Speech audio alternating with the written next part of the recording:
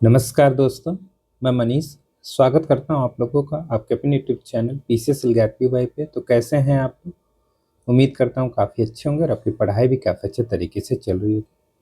देखिए, आज एक इम्पॉर्टेंट चीज़ मैं आप लोगों को यहाँ पे पढ़ाऊंगा। दरअसल मैंने सोचा कि जो यूपी पीसीएस मुख्य परीक्षा होती है ना, अर्थात जो मेंस होता है, उसमें जैसे अलग अलग पेपर होते हैं। पेपर फर्स्ट जीएस का होता है। तो जैसा कि जीएस पेपर फर्स्ट में आपका ज्योग्राफी आती है, ज्योग्राफी आती है। तो ज्योग्राफी के जितने भी प्रश्न 2018 से लेके 2023 तक अभी तक है मेंस के, उसको हम लोग एक ही वीडियो में यहाँ पे कर लेते हैं। दरअसल ऐसी चीज़ें यूट्यूब पे है नहीं, तो मैंने सोचा क्यों ना जो घटना चक्र की बुक आती है, ये बुक आप लोग अभी पढ़ सकते हैं, क्योंकि अभी आप मेंस की पढ़ाई कर रहे हैं। ऑब्वियस सी बात है, क्योंकि एग्जाम नज़दीक में कोई पीसीएस प्री और अन्य कोई प्री तो है नहीं। तो इसलिए आप मेंस की तैयारी 6-7 महीने या फिर जब तक आपका प्री की डेट या फिर कैलेंडर नहीं आता करते रहिए, ठीक है। और सबसे पहले पीवाईक्यूज देखने के लिए आप लोग को थोड़ा सा ये बुक अगर लेना चाहे तो आप लोग लिख सकते हैं, क्योंकि अच्छी बुक है। इसमें देखिए यहाँ पे इस तरीके से पूरा पीवाईक्यू दिया गया है 2018 से, जब से इस टाइप का पैटर्न हुआ था, ठीक है। मतलब जो जीएस आपके 4 पेपर ऐड किए गए थे इस तरीके का, ठीक। अभी 2023 से इसमें यूपी स्पेशल भी आपको पता है कि आ गया है, पेपर 5 और 6, तो उसका भी यहाँ पे दिया गया है। लेकिन 2018 से आपका यहाँ पे 23 तक जितने भी आपके अभी तक मेंस के पेपर हुए हैं, जिसमें आपका जो पेपर फर्स्ट है उसमें जितने भी भूगोल के प्रश्न है उसको हम लोग यहाँ पे देखेंगे। कंपाइलेशन होगी पूरी भूगोल की, ठीक है। आई होप कि आप लोग को ये पसंद आएगा। इस तरीके की चीज़ें यूट्यूब पे तो है नहीं, तो मैंने सोचा अलग अलग जो आपके कह सकते हैं जीएस के पेपर, उनमें जो सब्जेक्ट है, जैसे भूगोल हो गया, हिस्ट्री के प्रश्न, आर्ट एंड कल्चर के प्रश्न, ठीक है, और साथ साथ में जो आपके सोसाइटी के प्रश्न और इकोनॉमी के जो प्रश्न हैं, बेसिकली जो कुछ मतलब एक तरीके से एक आइडिया लगाया जा सकता है कि क्या हमें लिखना है, क्या उसके कंटेंट होने चाहिए, उसके आप क्या कर सकते हैं, जो की पॉइंट्स होते हैं आप यहाँ से नोट कर सकते हैं, ठीक है। तो इसलिए मैंने सोचा ये इंपॉर्टेंट चीज़ है, आइए इसको हम लोग थोड़ा सा अपने चैनल पे पढ़ा देते हैं, क्योंकि अभी समय है फिलहाल, कई दिनों के बाद वीडियो हम यहाँ पे आप लोग को प्रोवाइड कराएंगे। क्योंकि बेसिकली देखा जाए तो इस समय देखा जाए तो प्लान हम लोग का है कि एनसीईआरटी स्टार्ट किया जाए। तो एनसीईआरटी स्टार्ट करने में थोड़ा सा समय लग रहा है, उसके लिए मैं थोड़ा सा अभी मतलब माफ़ी मांगता हूँ, क्योंकि समय थोड़ा नहीं मिल पा रहा है। लेकिन एनसीईआरटी जब स्टार्ट करेंगे तो रेगुलर हम लोग एनसीईआरटी आप लोग को पढ़ाएंगे कक्षा 6 से 12 तक, ठीक है। 10 तक तो या वाईसीटी की जो बुक आती है उससे पढ़ाएंगे, 11th 12th हो सके तो एमसीक्यू के माध्यम से आप लोग को प्रोवाइड कराएं, ठीक। तो फिलहाल आज का लेक्चर इंपॉर्टेंट होने वाला है, आप लोग इसको अच्छे से जरूर देखिएगा। आई होप कि आप लोग को ये पसंद आएगा, ठीक है। तो चलिए फिर स्टार्ट किया जाए। स्टार्ट करने से पहले आप लोगों से वही छोटी सी रिक्वेस्ट है, अगर आप चैनल पर नए हो और आपने अभी तक पीसीएस एलगारपी चैनल सब्सक्राइब नहीं किया है तो जरूर सब्सक्राइब करें।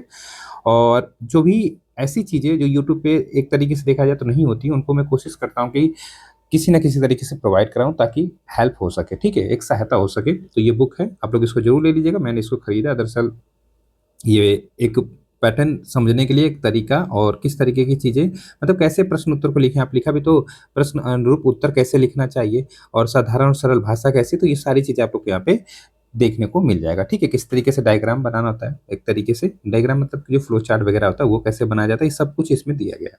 तो चलिए फिर स्टार्ट किया जाए। तो सबसे पहला आपका यहाँ पे प्रश्न देखा जाए, ये रहा आपका प्रश्न। देखिए थोड़ा सा आप लोग बस साथ साथ में समझिएगा, कुछ अपना भी प्रश्न देख के की पॉइंट्स लिखते चलिएगा, ठीक। चलिए, तो सबसे पहला प्रश्न यहाँ पे है महासागर। यहाँ पे क्या कह रहा है, महासागर संसाधन, महासागर संसाधन का भंडार है, ठीक है। मतलब जो ओशन रिसोर्सेज की बात यहाँ पे हो रही है, उस पर एक संक्षिप्त नोट लिखना है हमें, ठीक है। तो सबसे पहले अगर हम बात करें, जब ये प्रश्न हम लोग देखेंगे तो क्या दिमाग में आएगा, तो दिमाग में दो चीज़ आनी चाहिए कि हमें इंट्रो लिखना है इसका, हमें इसका इंट्रो लिखना है, ठीक है। और फिर इसका जो मेन बॉडी है, मतलब मुख्य जो भाग है, उसको लिखना है। फिर एक अच्छा सा लास्ट में हमें निष्कर्ष लिख देना है, जिसको कंक्लूजन कहते हैं। यही 3 आयाम आपके होते हैं बेसिकली, जो आपके मेंस के आंसर लिखे जाते हैं, ठीक है। तो इंट्रो बेसिकली हम क्या दे सकते हैं यहाँ पे, तो इंट्रो में अगर हम देखा मतलब यहाँ पे देखें थोड़ा सा, तो इंट्रो में हम दे सकते हैं, यहाँ पे देखिए इंट्रो में क्या दे सकते हैं, इंट्रो में हम लोग यहाँ पे दे सकते हैं कि जो महासागर है इसके बारे में थोड़ा सा। तो देखिए यहाँ पे कितना बढ़िया इंट्रो लिखा है, ये पूरा इंट्रो। इंट्रो लगभग देखा जाए तो मान लीजिए 125 शब्द होते हैं ना, पहला जो 8 नंबर का आपका यहाँ पे जो होता है प्रश्न होता है, तो कम से कम आपका 20 से 25 शब्द होने चाहिए इंट्रो के, ठीक है। कम से कम 15 से मतलब 20 से 25 शब्द होने चाहिए। तो आइए यहाँ पे देखते हैं, जैसे यहाँ पे देखा जाए, पृथ्वी का लगभग कितना 70% से अधिक भाग जल निकाय के रूप में महासागर से क्या है तो व्याप्त है। कहने का मतलब आपको पता ही है कि जो आपकी पृथ्वी है इस तरीके से अगर देखा जाए तो इस पे 70% जो आपका हिस्सा है वो महासागर के रूप में अर्थात जल निकाय के रूप में है, जिसे हम लोग महासागर के रूप में जानते हैं। तो वही चीज लिखा है यहाँ पे, ठीक है, वही चीज यहाँ पे आपसे लिख रहा है यहाँ पे, ठीक। इस तरीके से यहाँ पे देखा जाए तो ये हो गया, पृथ्वी का लगभग 70% से अधिक भाग जल निकाय के रूप में अर्थात महासागर में व्याप्त है। समुद्र के पानी तथा तलहटी क्षेत्र में, अर्थात जो समुद्र का पानी होता है, ठीक है, जो आपका समुद्र का पानी इस तरीके से मान लीजिए आपका, एक सेकेंड, ठीक है, इस तरीके से ये आपका वाटर हो गया, कहीं कहीं पे इस तरीके से भूमि हो गई, ठीक है, इस तरीके से ये पूरा वाटर हो गया, ठीक है, इस तरीके से समझिएगा। अब इसके जो पानी होते हैं और इसकी जो तलहटी होती है, क्योंकि आप लोग ओशन, जब ओशनोग्राफी पढ़े होंगे तो उसमें आप लोग पढ़ेंगे कि ओशन के नीचे भी पूरा इस तरीके से देखा जाए तो पर्वत हैं, तलहटी पूरा है ना। तो इस तरीके से यहाँ क्या कह रहा है कि जो समुद्र का पानी है तथा उसकी तलहटी क्षेत्र में पाए जाने वाले कौन कौन से, देखिए यहाँ पे सजीव, सजीव और निर्जीव, कहते मतलब बायोटिक और अबायोटिक जो आपके संसाधन है, कहने का मतलब यहाँ पे देखा सजीव और निर्जीव संसाधन है, उन्हीं को हम लोग समुद्री संसाधन कहते हैं। तो यहाँ पे देखिए क्या लिखा, महासागर के बारे में बताया थोड़ा सा, फिर जो महासागर संसाधन होते हैं वो क्या होते हैं उनके बारे में यहाँ पे बताया गया। तो इस तरीके से ये इंट्रो हो गया, काफी अच्छा इंट्रो, ठीक है। महासागरीय संसाधनों का वर्गीकरण हम दो रूप में कर सकते हैं। आप यहाँ पे इस तरीके से चार्ट बना के लिखेंगे तो काफी अच्छा होगा, ठीक है।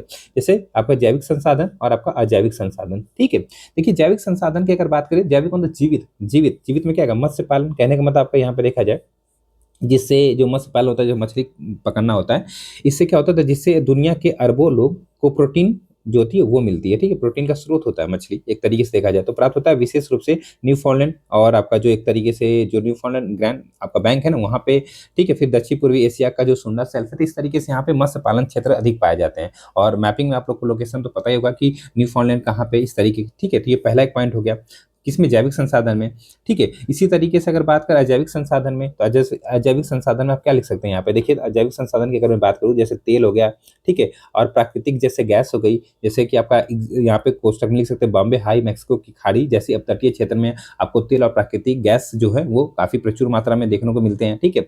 इस तरीके से ये अजैविक संसाधन हो गया। अजैविक संसाधन में ही जैसे कि विभिन्न खनिज व धातुओं की उपलब्धता, जैसे कि मैग्नीज मिलता है, आपका पॉलीमेटिक जो पॉलीमेटिक होता है वो मिलता है, सल्फाइड मिलता है, आपका कोबाल्ट व जस्ता इत्यादि अजैविक संसाधन आपके पाए जाते हैं समुद्र में, ठीक है। इस तरीके से याद रखिएगा।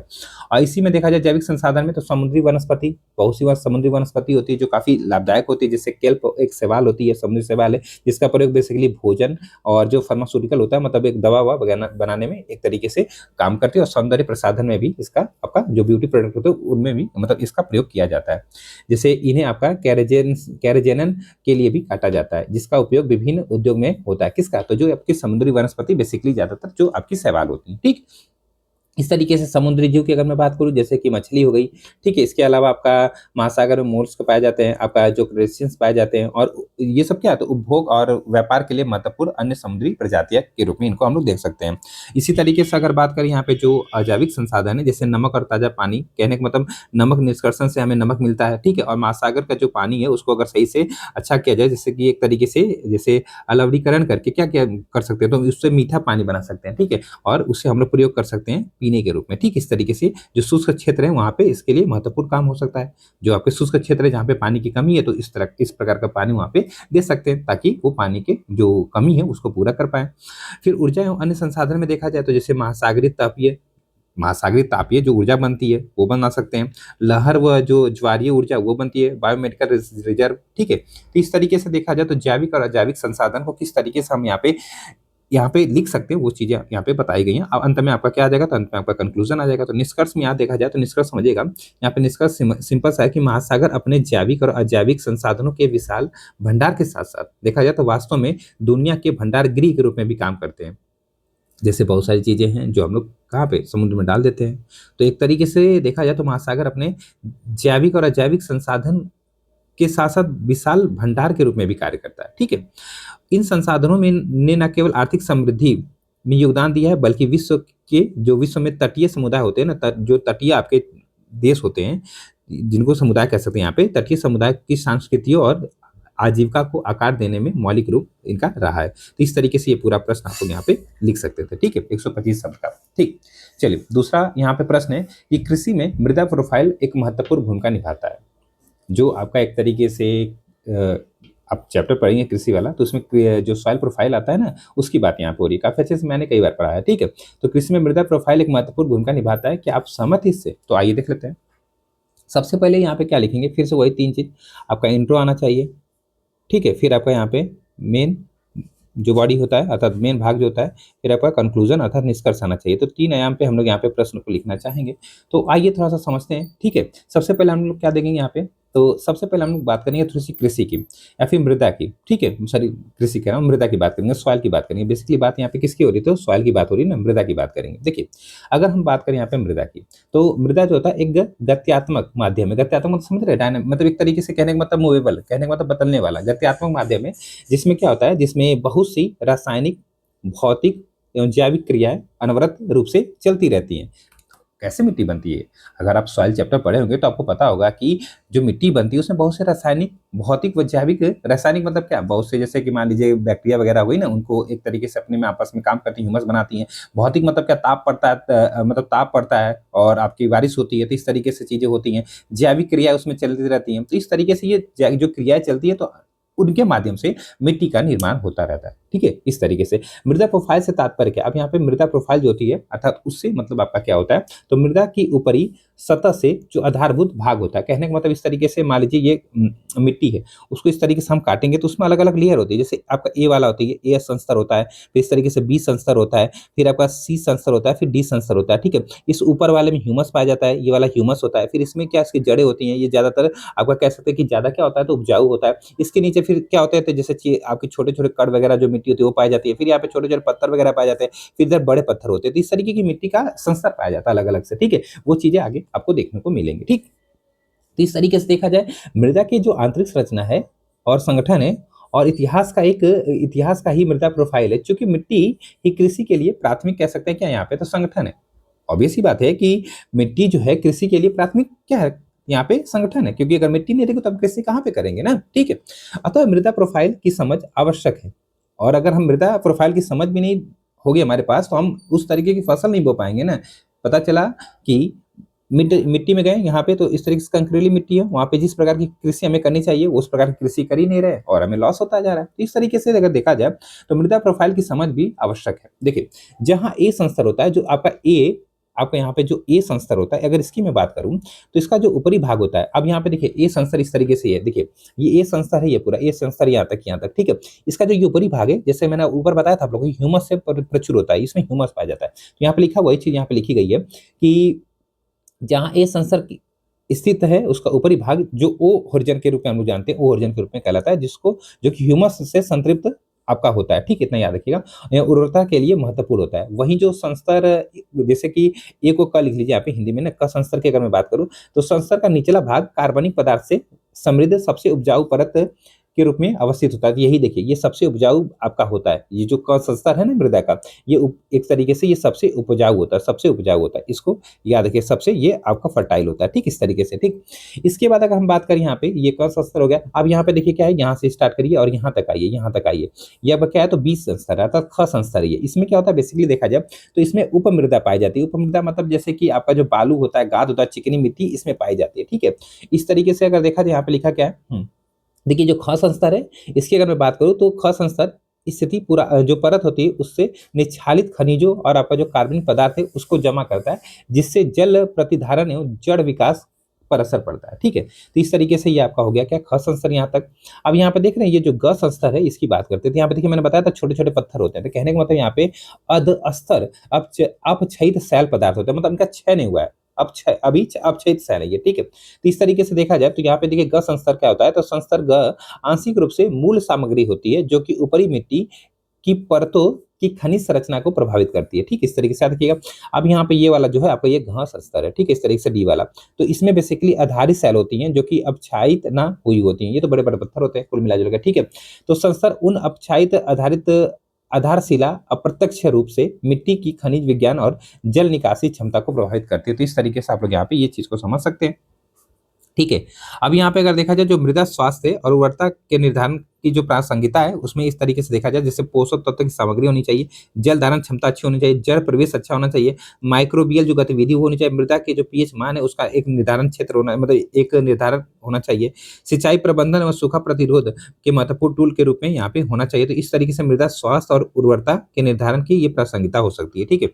अब यहाँ पे कंक्लूजन में हम लोग क्या लिखेंगे, निष्कर्ष में लिखेंगे कि इस प्रकार स्पष्ट है कि फसल चयन में जो आपका वैज्ञानिकता है, सिंचाई की सतत प्रणाली एवं मृदा संरक्षण के जो वैज्ञानिक उपाय हैं उनके द्वारा जो मृदा प्रोफाइल है कि अनूठी आपको यहाँ पे देखा जाए तो ट्रिप्स्टिक को समझ कर अधिकतम फसल पैदावार व न्यूनतम मृदा क्षरण प्राप्त किया जा सकता है। ऑब्वियस सी बात है, अगर आप मृदा प्रोफाइल को अच्छे से समझ गए तो क्या करेंगे, अच्छे से फसल उगाएंगे और साथ साथ में जो मृदा क्षरण हो रहा है उसको कम से कम करने की कोशिश करेंगे और कम, ऑब्वियस बात है, उस तरीके से क्या करेंगे तो रख रखाव उसका करेंगे। ठीक है, तो इस तरीके से ये प्रश्न हो गया।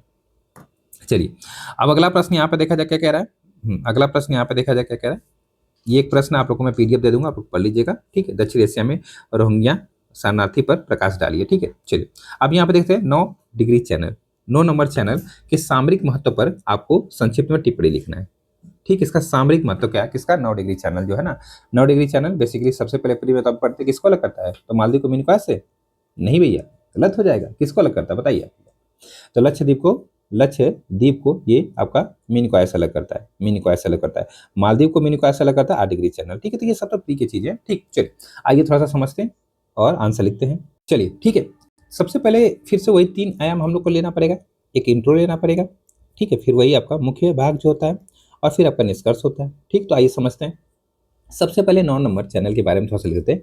जो 9 डिग्री चैनल है जिसको 9 नंबर चैनल कहते हैं, ठीक है, हिंद महासागर में स्थित है, हिंद महासागर में तो स्थित है ही। ठीक है, हिंद महासागर में स्थित भारतीय क्षेत्र लक्षद्वीप से मिनिकॉय को पृथक करता है। जैसा कि मैंने अभी आप लोग को बताया, जो 9 डिग्री चैनल है ये हिंद महासागर में स्थित भारतीय क्षेत्र जो लक्षद्वीप है, यहाँ पे ये थोड़ा सा लक्षद्वीप को किससे, तो मिनिकॉय से अलग करता है।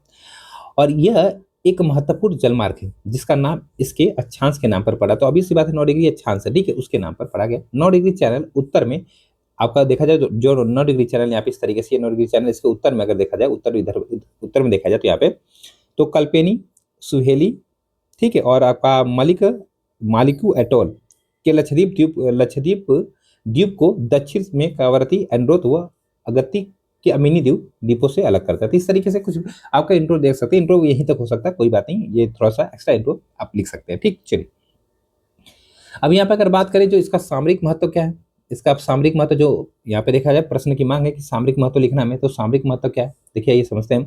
तो सबसे पहले अगर बात करें सामरिक महत्व में क्या है, तो समुद्री मार्ग है। समुद्री मार्ग बेसिकली अगर देखा जाए जो 9 डिग्री चैनल है ये वाणिज्यिक, शिपिंग और समुद्री परिवहन के लिए महत्वपूर्ण है। जैसे कि अगर बात करें यूरोप और जो मध्य पूर्व और आपका जो सुदूर पूर्व एशिया के बीच चलने वाले जहाज अक्सर इसी चैनल के द्वारा आपस में क्या करते हैं, जुड़े हुए हैं या फिर इसका प्रयोग करते हैं। तो इस तरीके से पहला समुद्री मार्ग हो गया। दूसरा देखा जाए नौसेना के रूप में, नौसेना के रूप में कैसे भैया, तो नौसेना अभ्यास व जो मार्ग सुरक्षा निगरानी हेतु यहाँ इसका प्रयोग किया जाता है। रणनीतिक स्थानों के लिए एक प्रवेश द्वार है। जैसे 9 डिग्री चैनल अगर देखा जाए तो कई रणनीतिक रूप से आवश्यक स्थानों जैसे कि जो हुर्मुज आपका जलडमरू मध्य है, ठीक है, जो आपका हुर्मुज जलडमरू मध्य है और आपका जो मलक्का जलडमरू मध्य है, उसके लिए देखा जाए तो प्रवेश द्वार के रूप में ये कार्य करता है, जो दोनों वैश्विक तेल परिवहन में महत्वपूर्ण चेक पॉइंट के रूप में ये है। ठीक, इस तरीके से देखिएगा। आर्थिक क्षेत्र की अगर मैं बात करूँ तो इस चैनल के आसपास पानी का जो ये क्षेत्र है, इस चैनल के आसपास पानी समुद्री संसाधन से समृद्ध है और भारत का जो विशिष्ट आर्थिक क्षेत्र होता है, ठीक है, इस क्षेत्र तक फैला हुआ है, जो कि विभिन्न समुद्री गतिविधियों के लिए विशेष अधिकार प्रदान यहाँ पे करता है। अब कुछ चुनौतियां भी हैं। चुनौतियां क्या क्या है, जैसे कि अगर बात करें तो यहाँ पे देखा है चुनौतियों में जैसे समुद्री डकैती, जो थी समुद्री डकैती व क्षेत्रीय विवाद जैसे हॉर्न ऑफ अफ्रीका से वाणिज्यिक जहाजों की सुरक्षा खतरे में यहाँ पे डाल सकती है। ठीक है, ब्लू इकोनॉमी अवसर के लिए अवसर है यहाँ पे। ठीक है, और नौसेना कूटनीति यहाँ पे जैसे मित्र देशों के साथ यहाँ पे संयुक्त नौसेना अभ्यास है। तो इस तरीके से कुछ चुनौतियां भी यहाँ पे। ठीक, अब निष्कर्ष लिख देते हैं। ये दो धारी तलवार है जिसे, एक सेकंड, यहाँ पे इसका निष्कर्ष इधर होगा ना, ये थोड़ा सा नहीं ये यहीं तक, एक सेकंड रुकेगा थोड़ा सा। इस तरीके से यहाँ पे थोड़ा सा निष्कर्ष लिखना, यहाँ पे पेज हट गया। देखिए निष्कर्ष में मैं आप लोग को बता देता हूँ कुछ इंपॉर्टेंट चीजें, क्या निष्कर्ष हो सकता है। ठीक है, इसका निष्कर्ष तो लिखना जरूरी है ना, तो क्योंकि प्रश्न लिखेंगे। तो निष्कर्ष बेसिकली देखा जाए तो जो अगर पूरा बिंदु देखा जाए तो अतः हम कह सकते हैं कि 9 डिग्री चैनल भारत की जो क्षेत्रीय व जो आर्थिक एक तरीके से स्थिति है उसमें महत्वपूर्ण भूमिका निभाता है। पॉइंट लिख सकते हैं ना, अच्छा ना। अतः 9 डिग्री चैनल भारत की क्षेत्रीय व आर्थिक स्थिति में महत्वपूर्ण भूमिका निभा सकता है और उन्नत नौसेना निगरानी, समुद्री सहयोग व पारिस्थितिकी आधारित सतत उपायों के माध्यम से 9 डिग्री चैनल दुनिया के कई महत्वपूर्ण जल मार्गों की तरह आधुनिक विश्व की परस्पर जो आपकी जोड़ी प्रकृति और शांति सुरक्षा बनाए रखने के लिए एक तरीके से देखा जाए तो जिम्मेदार हो सकता है। ठीक इस तरीके से ये इसका निष्कर्ष हो गया। ठीक है, चलिए इसके बाद हम लोग अगला यहाँ पे जो भूगोल का प्रश्न उसको देखते हैं हम लोग। ठीक है, यहाँ पे इस तरीके से आप लोग देखते हैं। यहाँ पे देखिए अच्छा प्रश्न ये है कि भारत में अल नीनो और दक्षिण पश्चिमी मानसून के बीच संबंधों की व्याख्या कीजिए और उसके कृषि पर प्रभाव को बताइए। बेसिकली यहाँ पे बात किसकी हो रही है? बात हो रही है यहाँ पे अल नीनो की। अल लीनो की बात हो रही है यहाँ पे, अल नीनो। ठीक है, और किसकी बात हो रही है यहाँ पे? तो दक्षिण पश्चिमी मानसून की, दक्षिण पश्चिमी मानसून की बात हो रही है। दो चीज की बात हो रही है यहाँ पे। ठीक है, और क्या कह रहा है कि भारत में अल नीनो और दक्षिण पश्चिमी मानसून के बीच संबंध, अब इनके बीच संबंध कैसा है? संबंध, ठीक है, और फिर उसके कृषि पर प्रभाव को बताइए। किसके? तो अल नीनो का। तो बेसिकली सबसे पहले थोड़ा सा मैं यहाँ पे कुछ चीजें बता दूं। अल नीनो बेसिकली क्या होता है? अल नीनो एक घटना होती है, अभी समझेंगे। अल नीनो एक घटना होती है, बेसिकली क्या होता है कि जो आपका एक तरीके से देखा जाए तो ये जो आपका साउथ अमेरिका होता है, इसका जो ये वाला पेरू वाला तट होता है, बेसिकली यहाँ पे आपको पता है कि ठंडी जलधाराएं पाई जाती है, ठंडी जलधाराएं पाई जाती हैं। ठीक है, ठंडी जलधारा पाई जाती हैं। और इसी तरीके से अगर बात करें जो ऑस्ट्रेलिया का पूर्वी तट है, इस तरीके से यहाँ ऑस्ट्रेलिया का ये वाला तट, इधर का तट, ठीक है, तो इधर से घूम के जाएगा, अभी मैं बता दूंगा। ये जो तट है बेसिकली क्या होता है ना, एक वाकर साइकिल बनती है इसमें। तो इस तरीके से अगर देखा जाए तो यहाँ पे ऑस्ट्रेलिया का ये मान लीजिए ये पूर्वी तट, और यहाँ पे इस तरीके से, यहाँ पे इस तरीके से ये वाला साउथ अमेरिका का पेरू वाला तट है। अब क्या होता है, इस तरीके से बेसिकली क्या होता है कि यहाँ से इस तरीके से चीजें चलती रहती हैं, ये वाकर साइकिल होती है। लेकिन जब अल नीनो आता है तो ये घटना उल्टी हो जाती है। ये घटना उल्टी हो जाती है, कहने का मतलब यहाँ पे ठंडी जलधारा है। अब ये कहने का सेंस ये हो जाता है, अब इधर क्या होता है कि गर्म, मतलब एक तरीके से देखा जाए ये उल्टी कंडीशन यहाँ पे हो जाती है कि टेम्परेचर यहाँ पे बढ़ने लगता है, और यहाँ पे जो ठंडी जलधारा थी गर्म जलधारा के रूप में परिवर्तित हो जाती है। कहने का मतलब यहाँ पे टेम्परेचर हाई हो जाता है। तो ये पूरी घटना होती है। और बेसिकली आपको जो दक्षिण पश्चिमी मानसून है उसका कॉन्सेप्ट आपको पता होगा। थोड़ा सा यहाँ पे बताना चाहूंगा, ये दक्षिण पश्चिमी मानसून है। ठीक है, तो इस तरीके से इन दोनों की चीजें हो गई।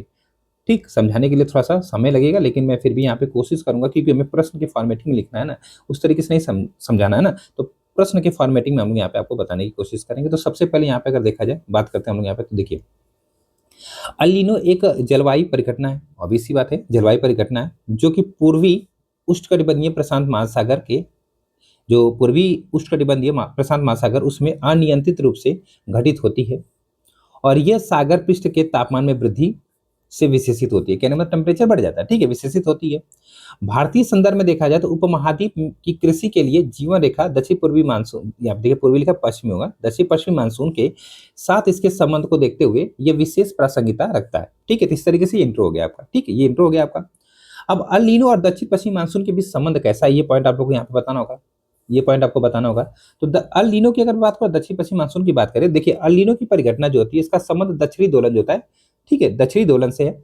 इससे वाकर परिसंचरण जो होता है पेरू व ऑस्ट्रेलिया के पूर्वी तट के मध्य निर्मित होता है, वही मैं बता रहा था आपसे। ठीक है, ये जो कि उलट जाता है, जिससे जो दक्षिण हिंद महासागर पर दबाव कम हो जाता है, और पूर्वी प्रशांत महासागर गर्म होने से प्रशांत व हिंद महासागर के बीच जो सामान्य दाबांतर बाधित होता है, जो कि दक्षिण पश्चिम मानसून को कमजोर कर देता है। तो कहने का मतलब ये होता है, यहाँ पे पूरी अगर घटना आप समझना चाहें तो यहाँ पे ये होता है कि जैसे जब अल नीनो आता है तो जो आपका दक्षिण पश्चिमी मानसून है ये कमजोर हो जाती है, क्योंकि जो आपका प्रेशर एक तरीके से यहाँ पे ऑस्ट्रेलिया से आ रहा था, ठीक है, वो एक तरीके से कहाँ पे अब बन गया है, तो अब पेरू पे जाने लगा। इधर उतना हवा धक्का नहीं मार पाती, जो सोमालिया की तरफ से हवाएं भारत की ओर आ रही थी। ठीक है, तो इस तरीके से वो नहीं आ पाती है, तो इस तरीके से दक्षिणी पश्चिमी जो मानसून है आपका यहाँ पे कमजोर हो जाती है जब अल नीनो आता है। ठीक है, ये समझ गया आप लोग। दूसरा पॉइंट यहाँ पे समझिएगा कि अल नीनो को गर्म पानी, अल नीनो का गर्म पानी एवं सवन क्षेत्र पूर्व की ओर स्थानांतरित हो जाते हैं, जिससे भारतीय उपमहाद्वीप में शुष्क वायु क्षेत्र का विस्तार होता है। परिणाम स्वरूप जो मानसून गतिविधियां वो कमी आ जाती है। ठीक, समझ गए ना। उदाहरण के लिए अगर देखा जाए तो 2002 और 2009 में अल नीनो आया था, जिसके कारण भारत में महत्वपूर्ण मानसून विफलता हुई थी। ठीक, इस तरीके से देख आप इंट्रो के बाद जो मेन बॉडी है वो लिख सकते हैं। ठीक, यहाँ पे वैसे डायग्राम लिखना चाहिए, एक डायग्राम आपको यहाँ पे होता है, लेकिन डायग्राम अपने दिमाग से आप लोग बता दीजिएगा, जैसा मैंने बनाया था डायग्राम उस तरीके से डायग्राम आप बना के लिख सकते हैं। डायग्राम से थोड़ा नंबर अच्छा मिलता है। ठीक है, एक तरीके से अच्छा लगता है कि हाँ समझ है अच्छी। ठीक है, अब यहाँ पे देख कृषि पर इसका क्या प्रभाव है। अभी तक ना हम लोग क्या देखें, अभी तक हम लोगों ने देखा यहाँ पे एक तरीके से कि अल नीनो और जो दक्षिण पश्चिमी मानसून इसका संबंध कैसा है। ठीक है, अब यहाँ पे देखा जाए कि कृषि पर किस इसका प्रभाव कैसा है, कृषि पर इसका कैसा प्रभाव है। तो वर्षा की कमी होती है, जिस वर्ष अल नीनो आता है तो वर्षा की कमी हो जाती है, वर्षा पूरी पेरू तट पे हो जाती है। ठीक इस तरह से वर्षा की कमी, अल नीनो के कारण कमजोर मानसून से सूखे की स्थिति पैदा हो सकती है, जिससे चावल और गन्ना जैसी जो आपकी गहन फसलें वो प्रभावित होती है। ऑब्वियसली बात, उस समय चावल और गन्ना ही एक तरीके से बोया जाता है। ठीक, चलिए, फसल की विफलता विफलता होती है, अपर्याप्त वर्षा से फसलें खराब हो जाती हैं। ठीक, फिर यहाँ पे देखा जाए जो जल भंडारण की कमी होती है, अर्थात मानसून का प्रवाह कम होने से जो प्रमुख जलाशय है उनके भंडारण में कमी होती है। और अगर जैसे मान लीजिए तालाब था, बारिश हुई नहीं भैया, तालाब में पानी है ही नहीं, अब रबी की फसल हम ठंडी में बोएंगे तो इसको सींचेंगे कैसे, नहीं सींच पाएंगे ना। तो इस तरीके से जल भंडारण में कमी, मानसून का प्रवाह कम होने से प्रमुख जलाशयों में भंडारण प्रभावित होता है, जिससे कि रबी फसलों की सिंचाई बाधा होती है। ठीक है, आर्थिक प्रभाव इसका हो सकता है, जैसे कि जीडीपी का विशाल जनसंख्या की आजीविका कृषि पर आधारित है, और जब अल नीनो आ जाएगा तो अब ऐसी बात है क्या होगा, तो जो आपकी फसल वो खराब हो जाएगी, जिसका जीडीपी पे भी प्रभाव पड़ेगा, जो जीडीपी है उस पर भी प्रभाव पड़ेगा। ठीक है, इस तरीके से याद रखिएगा। उदाहरण के लिए अगर देखा जाए 2009 के जो अल नीनो की घटना से मानसूनी वर्षा में 22% की कमी देखी गई, जिससे प्रमुख फसल उत्पादन में कृषि क्षेत्र की जीडीपी में कमी से ग्रामीण क्षेत्र में एक संकट पैदा हो गया था। तो इस तरीके से चीजें लिख सकते हैं। अब निष्कर्ष में हम क्या डालेंगे, आइए निष्कर्ष लिखते हैं। यहाँ पे देखा जाए तो अल नीनो और दक्षिण पश्चिमी मानसून, ठीक है, अल नीनो और दक्षिण पश्चिमी मानसून के बीच जटिल एवं गहरा संबंध है। ठीक है, ऑब्वियसली बात संबंध है, जिस साल अल नीनो आएगा दक्षिण पश्चिमी मानसून कमजोर हो जाएगा। अल नीनो जैसी घटना न केवल भारत की कृषि बल्कि देश के जो सामाजिक आर्थिक ताने बाने हैं उन पर भी दूरगामी एक तरह से परिणाम डाल सकती है। ऐसे में प्रभावी चेतावनी प्रणाली, विविध सूखा प्रतिरोधी फसलों का उत्पादन, कुशल जल प्रबंधन एवं कृषि अनुसंधान निवेश जैसे उपायों के माध्यम से खाद्य सुरक्षा सुनिश्चित किया जा सकता है। अल नीनो द्वारा उत्पन्न चुनौतियों से निपटने के लिए समग्र दृष्टि को प्रौद्योगिकी, पारंपरिक ज्ञान, नवीन नीतियों के सम्मिश्रण की आवश्यकता है। तो इस तरीके से आप एक निष्कर्ष लिख सकते हैं। ये 12 नंबर का प्रश्न था। इस तरीके से आप अच्छा खासा यहाँ पे लिख के कम से कम 5 से 6 नंबर पा सकते हैं। ठीक है, चलिए इसके बाद हम लोग देखें यहाँ पे क्या है। अगला जो आपका यहाँ पे प्रश्न है भूगोल का, ये है आपका यहाँ पे बहुत इंपॉर्टेंट प्रश्न। ये सब अच्छे प्रश्न होते हैं। ठीक है, तो आइए समझते हैं। देखिए, ये अल नीनो वाला प्रश्न और ये वाला प्रश्न लगभग यहाँ से तैयार कर लेंगे तो बेसिक चीजें मिल जाएंगी। ठीक है, प्रश्न इसी के आसपास बार बार घुमा के आपसे पूछेगा। आई होप कि आप लोग फिर इसको अच्छे से लिख पाएंगे। ठीक है, चलिए तो आइए समझते हैं यहाँ पे थोड़ा सा प्रश्न की मांग क्या है यहाँ पे। तो प्रश्न कह रहा है शीतोष्ण कट चक्रवात, मतलब शीतोष्ण चक्रवात की बात यहाँ पे हो रही है। शीतोष्ण चक्रवात पर एक संक्षिप्त टिप्पणी लिखिए और ये भारत को कैसे प्रभावित करती है इसके बारे में आपको यहाँ पे लिखना है। ये सब PYQ है। ठीक है, तो आइए देखते हैं यहाँ पे। सबसे पहले हम लोग बात करेंगे आप किसकी, शीतोष्ण चक्रवात की। ठीक है, तो उसके बाद शीतोष्ण चक्रवात की बात कर लेंगे। तो आगे क्या करेंगे, आगे करेंगे कि भारत को ये कैसे प्रभावित करता है। ठीक है, वो जानेंगे। और बेसिकली शीतोष्ण चक्रवात कैसे बनता है ये भी थोड़ा सा हम लोग यहाँ पे जानने की कोशिश करेंगे। फिर पूरे प्रश्न का निष्कर्ष हम लोग यहाँ पे लिख देंगे। ठीक है, तो चलिए फिर स्टार्ट करते हैं। थोड़ा सा यहाँ पे जो चीजें लिखी गई, चलिए। और प्लीज मैं आप लोगों से रिक्वेस्ट करूंगा कि ये चीजें जो मैंने स्टार्ट की है इसको सपोर्ट करिएगा। लगभग मैं सारे PYQs आप लोग को यहाँ पे करवा दूंगा, सब्जेक्ट वाइज PDF भी प्रोवाइड करा दूंगा। इससे क्या होगा ना, ये जो चीजें हैं इससे आप लोग कम से कम ये समझ जाएंगे कि लिखना क्या है। जैसे कि जो आप अनुभवी हैं मेंस के, उनके लिए नई चीजें, जो नए स्टूडेंट हैं जो एक आध दो बार मेंस लिखे हैं, मतलब स्टार्ट किए या फिर मेंस अभी तक नहीं लिखे हैं, उनके लिए बहुत इंपॉर्टेंट हो जाएगा कि कैसे प्रश्न आते हैं। ठीक है, पीसीएस में 2018 से कैसे प्रश्न आते हैं ये समझने के लिए बहुत ही लाभदायक है ये। ठीक है, आई होप कि आप लोग चीज़ों को समझेंगे और मेरी बातों को भी समझेंगे, इसे अच्छे से देखेंगे और शेयर करेंगे। ठीक है, चलिए। तो सबसे पहले अगर बात करें हम लोग यहाँ पे जो आपका शीतोष्ण चक्रवात होता है, देखिए शीतोष्ण चक्रवात बेसिकली देखा जाए तो ये मध्य अक्षांशीय जो क्षेत्र होते हैं, मध्य अक्षांशीय क्षेत्र मतलब समझ रहे हैं, जैसे 35 से 65 डिग्री के मध्य। ठीक है, मध्य अक्षांशीय क्षेत्र अर्थात भूमध्य रेखा के उत्तर और दक्षिण। ठीक है, मतलब भूमध्य रेखा के उत्तर और दक्षिण मतलब दोनों गोलार्धों में बेसिकली देखा जाए तो 35 से 65 डिग्री के बीच बनते हैं। और ये चक्रवात बेसिकली देखा जाए उत्तरी गोलार्ध में केवल शीत ऋतु में उत्पन्न होते हैं। ये बहुत इंपॉर्टेंट पॉइंट है कि जो ये आपका ये मतलब शीतोष्ण चक्रवात जो होते हैं ये उत्तरी गोलार्ध में केवल शीत ऋतु में उत्पन्न होते हैं, जबकि दक्षिणी गोलार्ध में एक तरीके से दोनों मतलब दक्षिणी गोलार्ध में एक तरीके से देखा जाए तो ये जलीय भाग अधिक होने के कारण वर्ष भर उत्पन्न होते हैं। ठीक है, समझे नहीं बात को, कहने का मतलब जो आपका इस तरीके से देखा जाए ये आपका पृथ्वी हो गई, तो ये आपका विषुवत रेखा हो गई, तो ये जो आपका नॉर्थ हेमिस्फीयर है अर्थात उत्तरी गोलार्ध है, इसमें एक तरीके से भूमि के खंड ज्यादा है, तो इधर जो शीतोष्ण आपका चक्रवात बनेगा ये थोड़ा का क्या करे बनेगा तो कम बनेगा। कहने का मतलब देखा जाए तो ये केवल आपका कब बन सकता है, शीत ऋतु में बन सकता है। कब? शीत ऋतु में, ठंडियों के मौसम बन सकता है, ठीक है। और इधर क्या है, तो इधर एक तरीके से देखा जाए तो भूमि का टुकड़ा बहुत ही कम है, इधर जल निकाय बहुत ज्यादा है, तो इस तरीके से देखा जाए तो इधर आपका जो शीत आप या शीतोष्ण चक्रवात है ये काफी ज्यादा बनता है, ठीक। बेसिक चीजें थोड़ा सा आप लोग यहाँ पे याद रखिएगा। इसके बाद देखा जाए आप क्या कह रहा है, उष्णकटिबंधीय चक्रवात के विपरीत, ठीक है। चक्रवात दो प्रकार के होते हैं, उष्णकटिबंधीय चक्रवात, शीतोष्ण चक्रवात, ठीक है। उष्णकटिबंधीय चक्रवात आपका 0 डिग्री से 30 डिग्री के जो आपका इस तरीके से क्षेत्र होता है, आपका 0 डिग्री से देखा जाए तो 30 डिग्री के क्षेत्र के आसपास जो आपके चक्रवात बनते हैं ये आप उष्णकटिबंधीय चक्रवात होते हैं, ठीक है। वो भी अगर देखा जाए तो यहाँ पे एक चीज याद रखिएगा, यहाँ पे थोड़ा सा देखिए, अगर लाइव होते तो चीजें पूछते, कभी भी 0 से लगभग 7 से 8 डिग्री तक चक्रवात नहीं बनता है, ये शांत क्षेत्र होता है। यहाँ पे आपका 8 डिग्री तक मान लेते हैं चक्रवात नहीं बनता, ये भी याद रखिएगा, ठीक है। ये भी याद रखिएगा क्योंकि शांत क्षेत्र होता है, ठीक। चलिए अब देखा जाए तो यहाँ पे क्या कह रहा था, यहाँ पे देखा जाए क्या कह रहा था, यहाँ से ये हो गया। उष्णकटिबंधीय चक्रवात के विपरीत ये ध्रुवीय व मध्य जो भूमध्य रेखीय वायु संगीत है उसके बीच तापमान के अंतर से संचालित होते हैं। अब यहाँ पे अगर देखा जाए शीतोष्ण चक्रवात का निर्माण की जो विशेषताएं होती हैं, जैसा कि मैंने बताया था, थोड़ी विशेषता में बतानी पड़ेगी। तो कैसी उसकी पहले समझो उत्पत्ति कैसे होती है, फिर इसकी संरचना कैसे बनती है, फिर प्रवाह कैसे होता है, फिर मौसम का पैटर्न कैसा होता है इसमें, ठीक है। ये पॉइंट होते हैं, इस तरीके से देखिए, ये फ्लो चार्ट के माध्यम से दिखाया गया ना, तो इस तरीके से आप भी दिखा सकते हैं, ठीक है।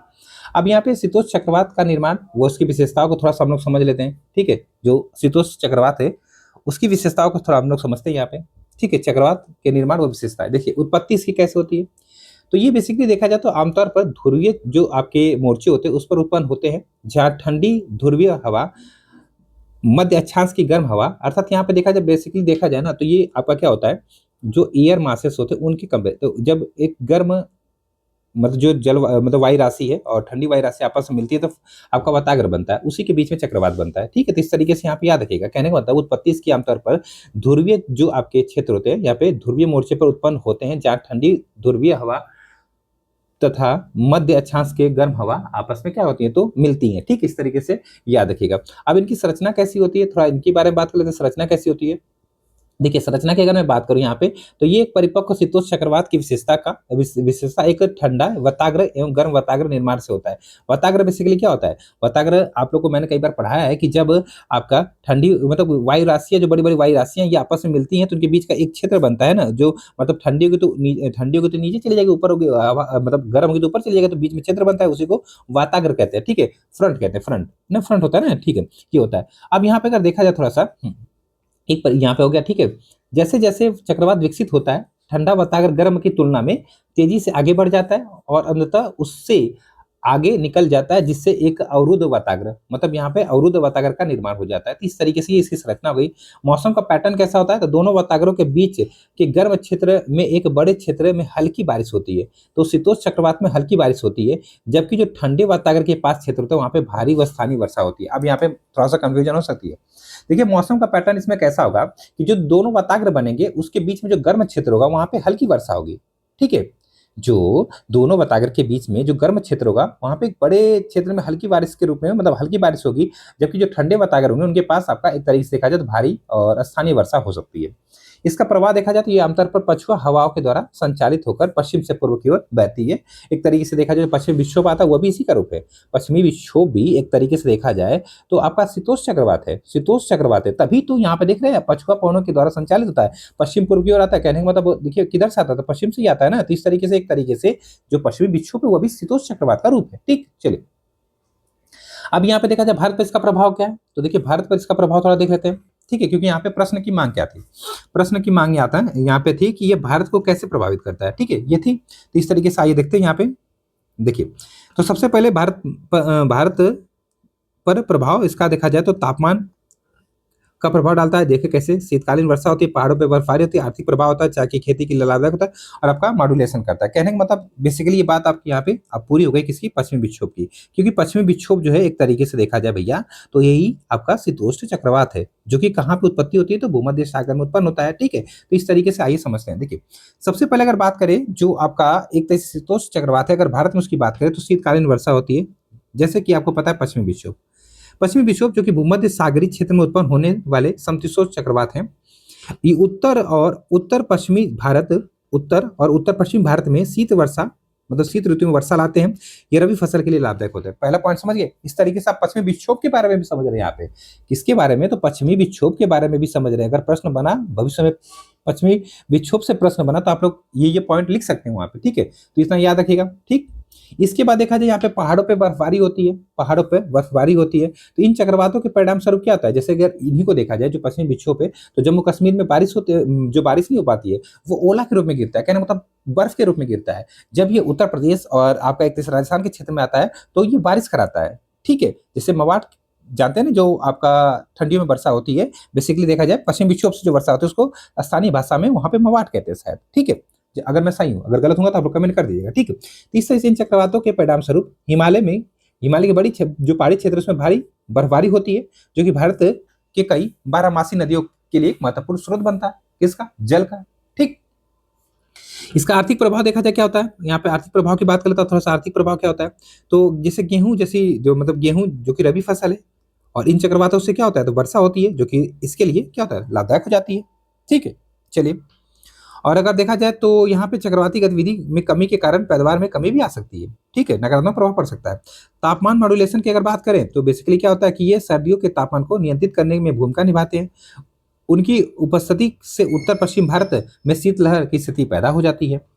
चाय की खेती की अगर बात करें तो हिमालय की तलहटी में जो चाय की खेती होती है उसके लिए बहुत ही लाभदायक होता है ये। निष्कर्ष देखा जाए यहाँ पे, कुल मिलाकर के निष्कर्ष की अगर मैं बात करूं तो शीतोष्ण चक्रवात हालांकि मध्य अक्षांशीय क्षेत्र में उत्पन्न होते हैं, किंतु ये भारत के जलवायु पैटर्न पर विशेष रूप से सर्दियों के महीनों के दौरान स्पष्ट प्रभाव डालते हैं। उनका प्रभाव सिर्फ मौसम संबंधी नहीं बल्कि भारतीय अर्थव्यवस्था की कृषि ऋण को देखते हुए सामाजिक, आर्थिक और जो क्षेत्र है मतलब क्षेत्रों तक भी फैला हुआ है। अतः मौसम पूर्वानुमान, जल प्रबंधन, फसल अनुसंधान एवं चक्रवात के संबंध में सार्वजनिक जागरूकता के माध्यम से शीतोष्ण चक्रवात और जो भारतीय उपमहाद्वीप के बीच परस्पर जटिल वैश्विक जलवायु प्रणाली है उसको स्थानीय दूरगामी प्रभाव के रूप में रेखांकित किया जा सकता है। तो इस तरीके से पूरा 12 नंबर का प्रश्न आपका यहाँ पे तैयार हो गया, ठीक। चलिए, इसके बाद अगला जो प्रश्न है उसको हम लोग यहाँ पे देखने की कोशिश करेंगे, ठीक है, ताकि चीजों को और समझे। अब यहाँ पे भारत में खनिज विकास नीति की व्याख्या करना, तो ये करंट अफेयर का प्रश्न होगा, इसको थोड़ा सा आप लोग देख लीजिएगा। फिर भी मैंने यहाँ पे मतलब इसलिए यहाँ पे डाल दिया है ताकि आप लोग चीजों को समझे, ठीक है। चलिए, अब यहाँ पे इसके बाद प्रश्न आपका उष्णकटिबंधीय चक्रवात। शीतोष्ण कटिबंधीय चक्रवात को हम लोगों ने पढ़ लिया यहाँ पे। अब बात करेंगे हम लोग जो उष्णकटिबंधीय चक्रवात होता है, उष्णकटिबंधीय चक्रवात, ठीक है। यहाँ पे उष्णकटिबंधीय चक्रवात की उत्पत्ति के कारण, संरचना तथा संबंधित मौसम का वर्णन यहाँ पे करना है। तो आइए थोड़ा सा हम लोग समझ लेते हैं, ठीक है, किसके बारे में, तो शीतोष्ण कटिबंधीय मतलब उष्णकटिबंधीय चक्रवात जो होता है, ठीक है। तो सबसे पहले उष्णकटिबंधीय चक्रवात के बारे में बताएंगे, फिर उसकी उत्पत्ति के कारण बताएंगे, संरचना बताएंगे, और फिर उसका मौसम पे क्या प्रभाव होता है। इस तरीके की चीजें बता के पूरे प्रश्न को हम लोग यहाँ पे समाप्त करेंगे, ठीक है। सबसे पहले अगर बात करें यहाँ पे उष्णकटिबंधीय जो आपके चक्रवात होते हैं, देखिए उष्णकटिबंधीय चक्रवात जो होते हैं ये उष्णकटिबंधीय क्षेत्रों के महासागरों में उत्पन्न होते हैं, ठीक है। जैसे ये धरती पे आएंगे खत्म हो जाएंगे क्योंकि इनको क्या नहीं मिलेगी, पावर नहीं मिलेगी, एनर्जी नहीं मिलेगी, ठीक है। अभी देखते हैं कैसे नहीं मिलेगी, ठीक। उष्णकटिबंधीय चक्रवात उष्णकटिबंधीय क्षेत्र के महासागरों में उत्पन्न तथा विकसित होने वाले चक्रवातों को यहाँ पे उष्णकटिबंधीय चक्रवात कहते हैं। कहने का मतलब देखिए परिभाषा भी बता दी यहाँ पे कि उष्णकटिबंधीय क्षेत्र के महासागरों में उत्पन्न तथा विकसित होने वाले चक्रवातों को उष्णकटिबंधीय चक्रवात कहा जाता है।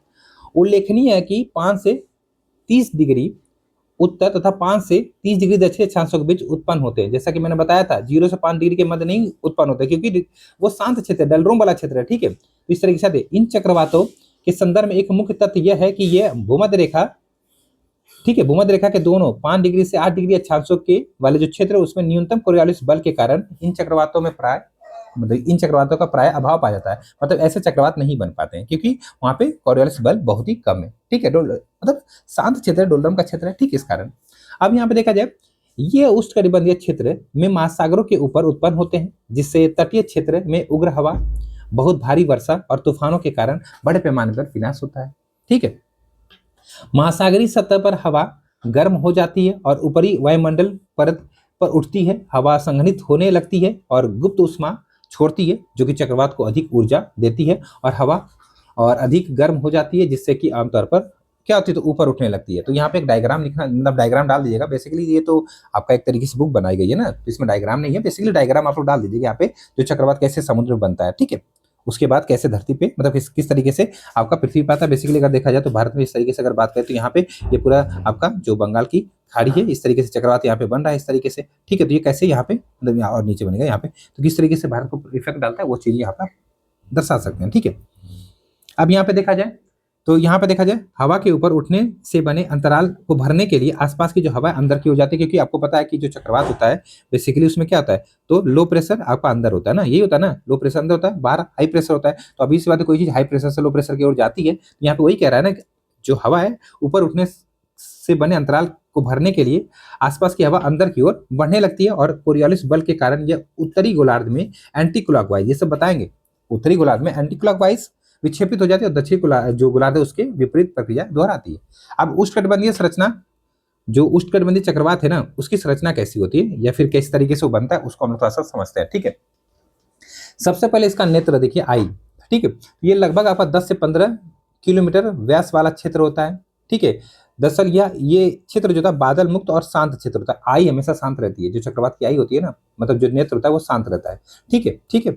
सबसे कम सतही दबाव का क्षेत्र ये होता है और इस क्षेत्र में गर्म हवा धीरे धीरे कम हो जाती है, गर्म हवा धीरे धीरे कम हो जाती है, ठीक है। इस तरीके से याद रखिएगा, ये उष्णकटिबंधीय चक्रवात की संरचना बता रहा हूं मैं आप लोग को, ठीक है। फिर नेत्र भित्ति होता है, उसके बाहर पाया जाता है। नेत्र के चारों ओर एक दीवार के समान वायु वृत्ताकार घूमता है, स्तंभ के रूप में दिखता है। इस क्षेत्र को जो ये क्षेत्र होता है इसमें शुद्ध ऊपर की ओर प्रवाह होता है हवा का, ठीक है। और केंद्र के चारों ओर लगभग 100 किलोमीटर प्रति घंटे की गति से बहुत तेज हवाएं घूमती रहती हैं। किसके, तो जो आपका नेत्र वृत्ति है, ठीक है। इसके बाद स्पाइरल बैंड एक आता है। स्पाइरल बैंड में क्या होता है कि हवा इन बैंडों के माध्यम से चढ़ती है और ऊपरी सतह पर अलग हो जाती है। और ये जो आपका स्टैक्यूमस होता है ना, स्टैक्यूमस एक चीज होती है और आपका जो यहाँ पे जो एक्यूमिलेनियम्स बादल होते हैं उनका निर्माण करता है, ठीक है। इस तरीके से ये चीज याद रखिएगा, ठीक है। सीरस बादल चक्रवात के ऊपरी सतह पर भी पाए जाते हैं, ठीक। इन आरोही स्तंभों के बीच क्या होता था, अवक्षेपण होता है। इस तरीके से पूरा ये चक्रवात की संरचना होती है। अतः देखा जाए तो उष्णकटिबंधीय चक्रवात बहुत उग्र हवाएं, मूसलाधार बारिश, ऊंची लहरें लाता है। कुछ मामलों में यह बहुत ही विनाशकारी तूफान और तटीय बाढ़ भी उत्पन्न कर देता है। उदाहरण के लिए देखा जाए तो आपका अम्फान चक्रवात, आपका ये सब चक्रवात रिसेंट अभी आए थे, ठीक है। इस तरीके से याद रखिए, ठीक। चलिए अगला प्रश्न देखा जाए। देखिए आप क्या कह रहा है, अगला प्रश्न यहाँ पे देखिए कह रहा है कि जो भारत में ग्रामीण अधिवास होता है ना, भारत में ग्रामीण अधिवासों के प्रतिरूप को प्रभावित करने वाले कारकों की यहाँ पे विवेचना करना है। तो सबसे पहले अगर देखा जाए तो ये भी ज्योग्राफी का एक तरीके से सेगमेंट है, ज्योग्राफी में ही आता है, ठीक है। बेसिकली ह्यूमन ज्योग्राफी अगर आप पढ़ेंगे तो उसमें ये सारी चीज़ें मिलती हैं। तो अगर देखा जाए सबसे पहले अगर हम बात करेंगे यहाँ पे किसकी, ग्रामीण अधिवास की, फिर उसके प्रतिरूप की बात करेंगे, फिर किस तरीके से प्रभावित करने वाले उसके जो फैक्टर होते हैं, कारक होते हैं, उसको जानेंगे। तो सबसे पहले ग्रामीण अधिवास से क्या तात्पर्य होता है, तो ग्रामीण अधिवास का तात्पर्य शहरों और कस्बों के, जो शहर होते हैं और कस्बों के बाहर किसी भूमि पर बसी आबादी से होता है। तो ग्रामीण अधिवासों का तात्पर्य शहरों और कस्बों के बाहर किसी भूमि पर बसी आबादी है। यह भूमि का एक खुला क्षेत्र है जिसमें कुछ घर या फिर अन्य भवन होते हैं और अधिक आबादी नहीं पाई जाती यहाँ पे। कहाँ पे, तो जो ग्रामीण अधिवास होते हैं, ठीक है। इस तरीके से ग्रामीण अधिवासों की परिभाषा और संरचना अलग अलग देशों में भिन्न भिन्न होती है। उदाहरण के लिए यूके की ग्रामीण बस्ती में भारत की ग्रामीण जो अधिवास है उससे बहुत ही भिन्न या फिर भिन्नता है, ठीक। अब यहाँ पे भारत में जो ग्रामीण बस्ती है उसको प्रभावित करने वाले जो कारक है, जैसे कि भौतिक कारक, सबसे पहला जो फिजिकल फैक्टर है, भौतिक कारक है, वो देखा जाए तो इसमें आपका देखा जाए तो इसमें ऊंचाई, मिट्टी की क्षमता, जलवायु, जल निकासी, भूजल स्तर आदि शामिल होते हैं। ये कारक आवासों के प्रकार और दूरी को प्रभावित करते हैं, ठीक है। तो इस तरीके से उदाहरण के लिए देखा जाए राजस्थान में पानी महत्वपूर्ण कारक है, इसलिए जल उपलब्ध क्षेत्र में सघन अधिवास होगा। तालाब या कुएं के चारों ओर एक तरीके से गोलाकार पैटर्न में लोग रहेंगे। जिस तरीके से ये तालाब हो गया मान लीजिए, जैसे यहाँ पे एक घर होगा, फिर इस तरीके से घर होगा, फिर इस तरीके से घर यहाँ पे पाए जाएंगे, ठीक। इस तरीके से अगर देखा जाए जो उर्वरक आपके क्षेत्र जैसे गंगा यमुना दोआब है, जैसी आबादी को वाई प्रकार और रैखिक पैटर्न, ठीक है, जैसे कि प्रकृति में अर्ध कम्पैक्ट को दर्शाता है। जैसे कि मान लीजिए जो गंगा दोआब वाला क्षेत्र है वहां पे किस प्रकार की आबादी रहती है, तो वाई प्रकार की या फिर जो पैटर्न होता है वो इस प्रकार का होता है, ठीक।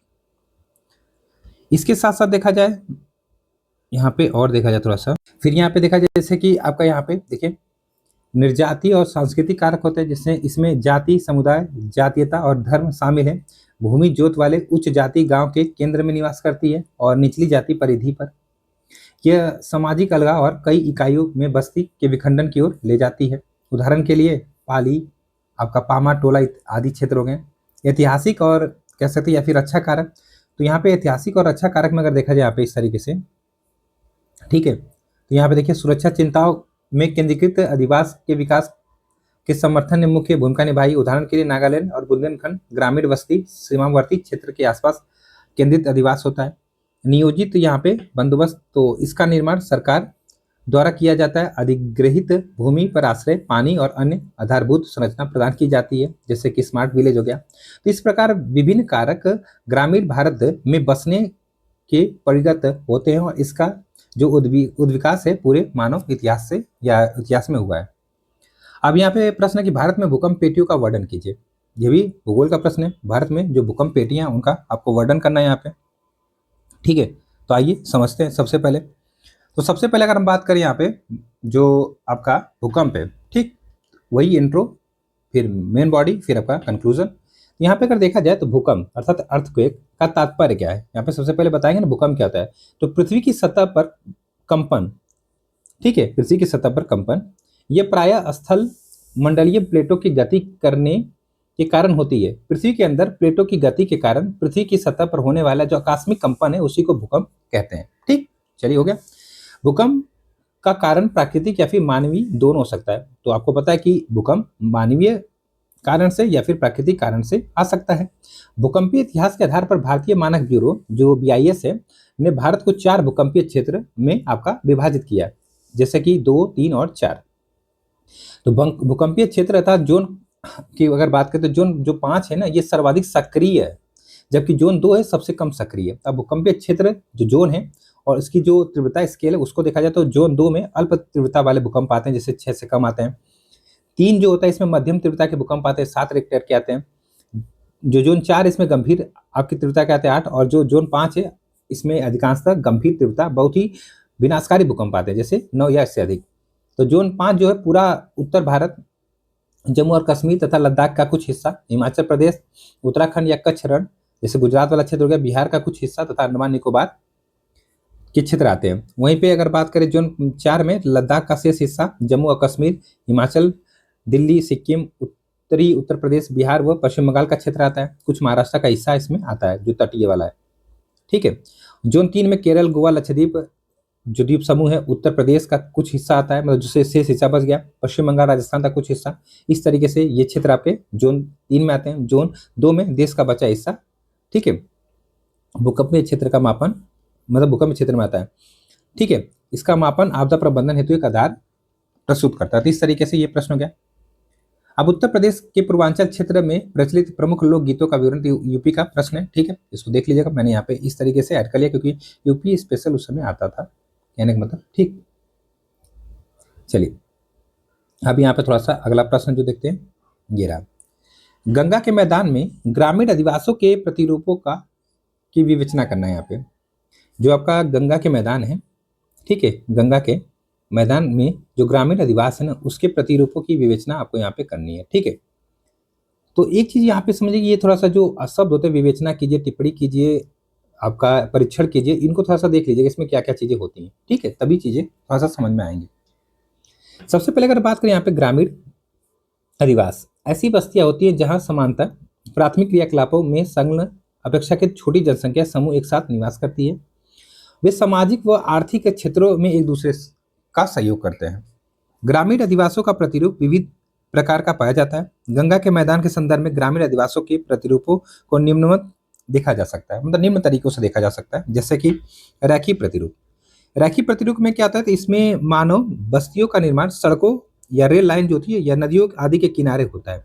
क्योंकि गंगा के मैदान समतल प्रदेश है जहां ये प्रतिरूप एक समान विशेषता है। तो रेखीय प्रतिरूप से नाम से ही पता चल रहा है।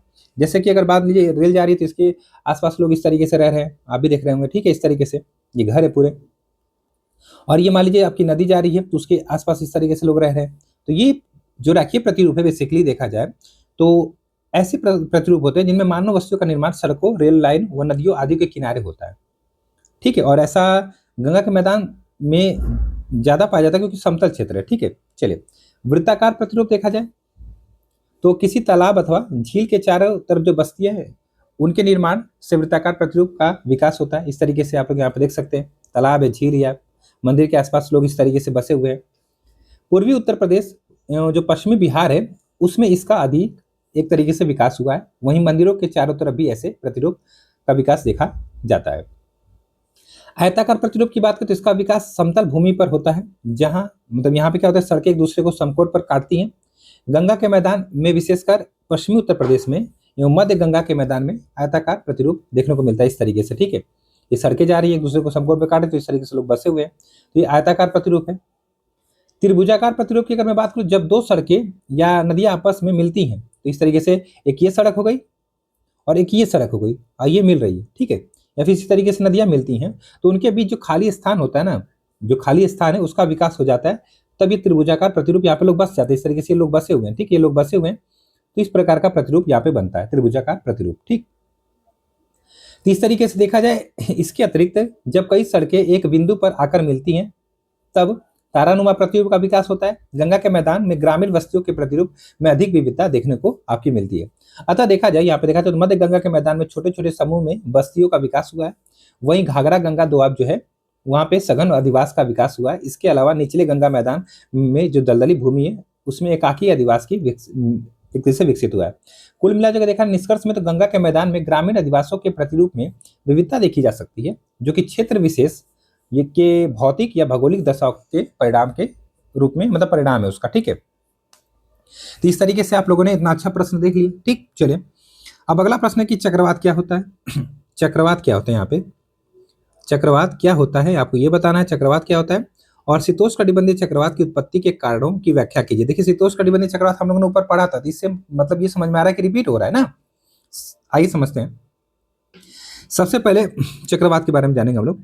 तो पवनों का ऐसा चक्र, किसका चक्र ऐसा भैया, पवनों का ऐसा चक्र जिसके अंदर की ओर वायु दाब कम और बाहर की ओर अधिक होता है। चक्रवात में यही होता है ना कि अंदर की ओर वायु दाब कम होता है और बाहर की ओर वह जो वायु दाब होता है वो अधिक होता है, चक्रवात कहलाता है। और ये वृत्ताकार या फिर अंडाकार होता है। चक्रवात में वायु चारों ओर उच्च वायु जो भार होता है उसके क्षेत्र से केंद्र निम्न वायु जो क्षेत्र होता है उसकी ओर चलती है।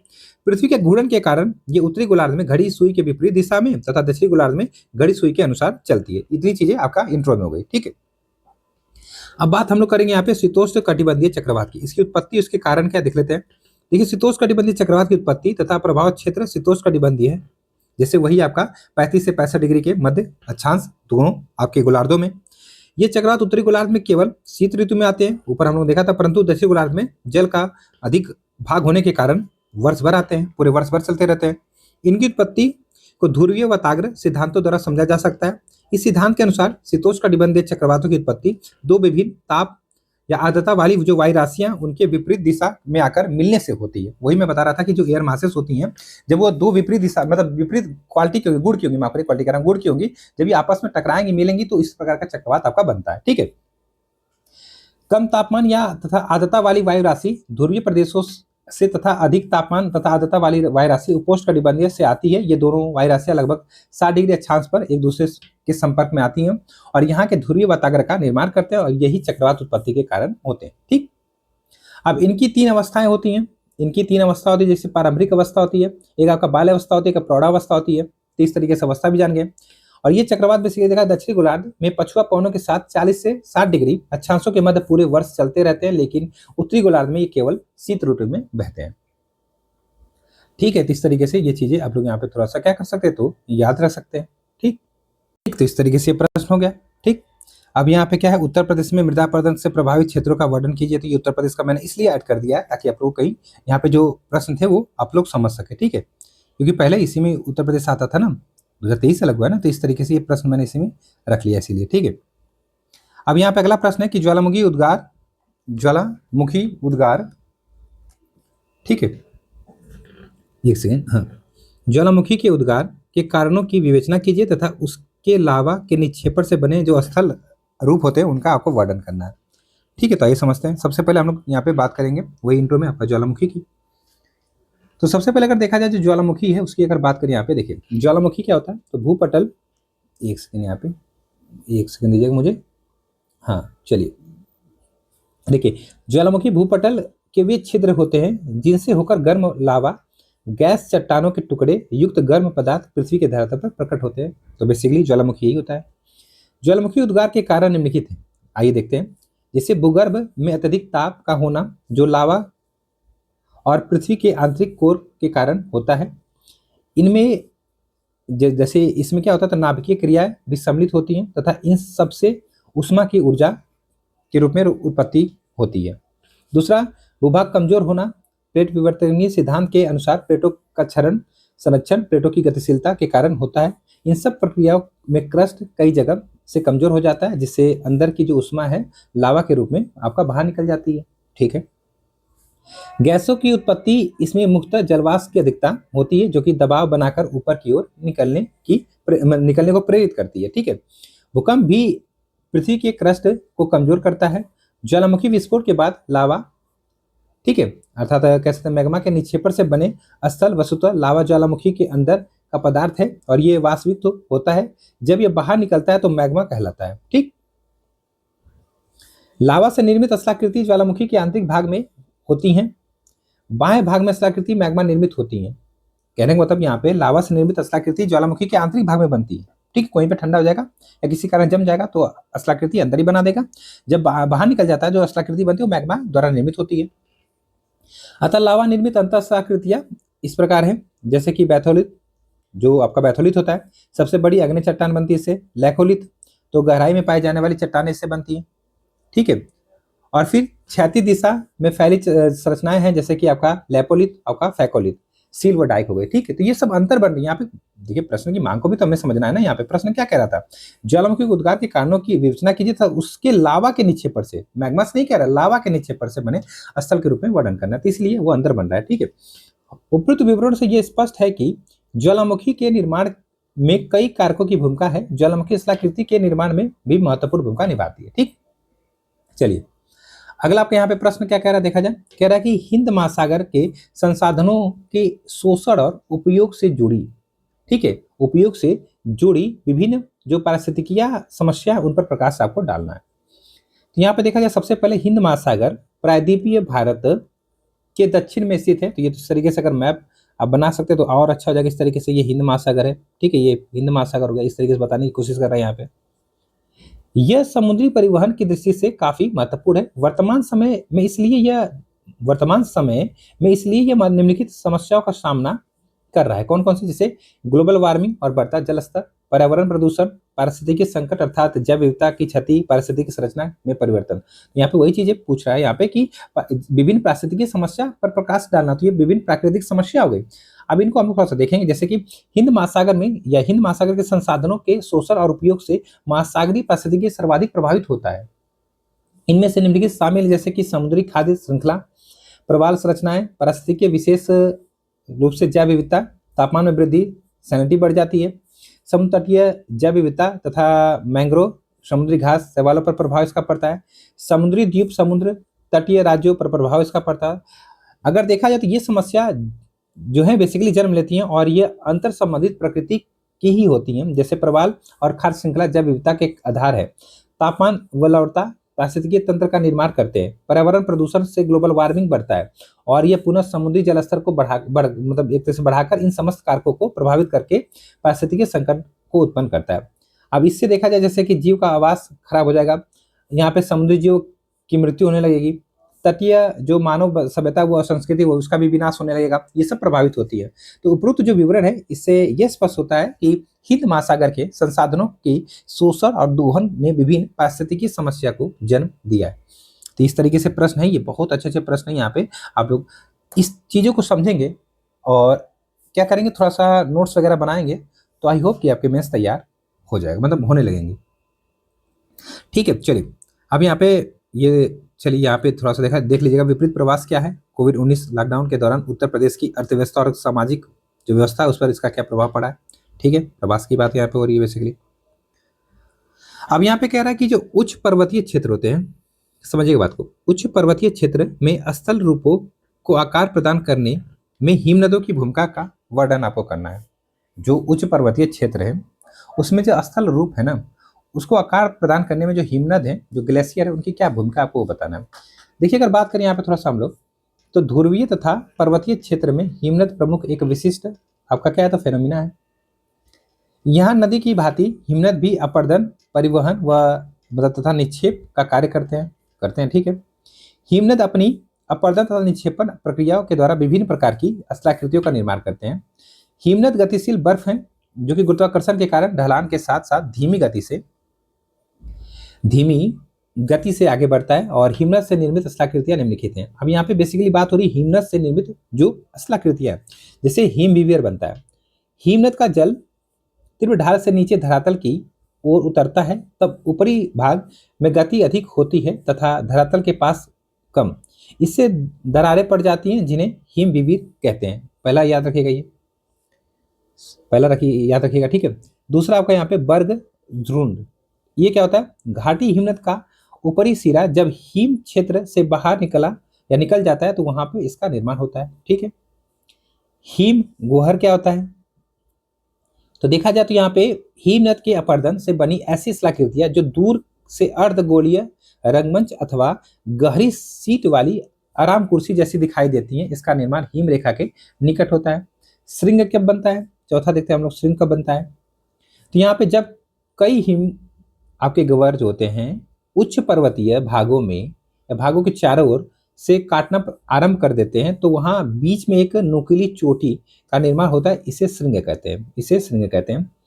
इस तरीके से याद रखिएगा। फिर कांत, तो ये दर्रेनुमा संरचनाएं होती हैं, ये सब याद रखिएगा, प्रश्न बन सकता है। ठीक है।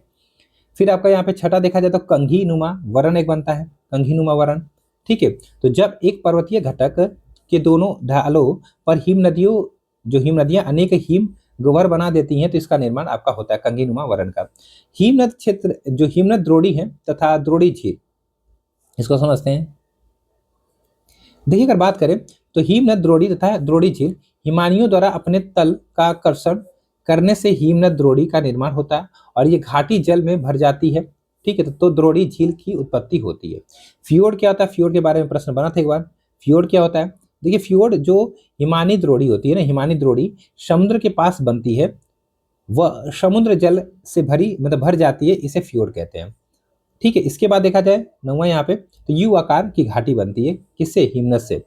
पूर्व स्थित नदियां आती है, उनकी जो वी आकार की घाटी के किनारे जब हिमनद कालांतर में काटते हैं, तो निरंतर कटान से उस घाटी का आकार यू आकार जैसा हो जाता है।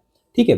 फिर लटकती घाटी बनाते हैं, ये लटकती घाटी। तो इस तरीके से देखा जाए, लटकती घाटी मुख्य हिमनद तथा सहायक नदी, ठीक है, के संगम स्थल पर तीव्र ढाल पैदा होता है। जब बर्फ पिघलती है तो सहायक हिमनद का जल, जो सहायक हिमनद है, उसका जल मुख्य हिमनद की घाटी में जल प्रपात के रूप में गिरने लगता है और सहायक नदी की घाटी मुख्य नदी घाटी में लटकती दिखती है, तो इसको लटकती घाटी के रूप में जानते हैं।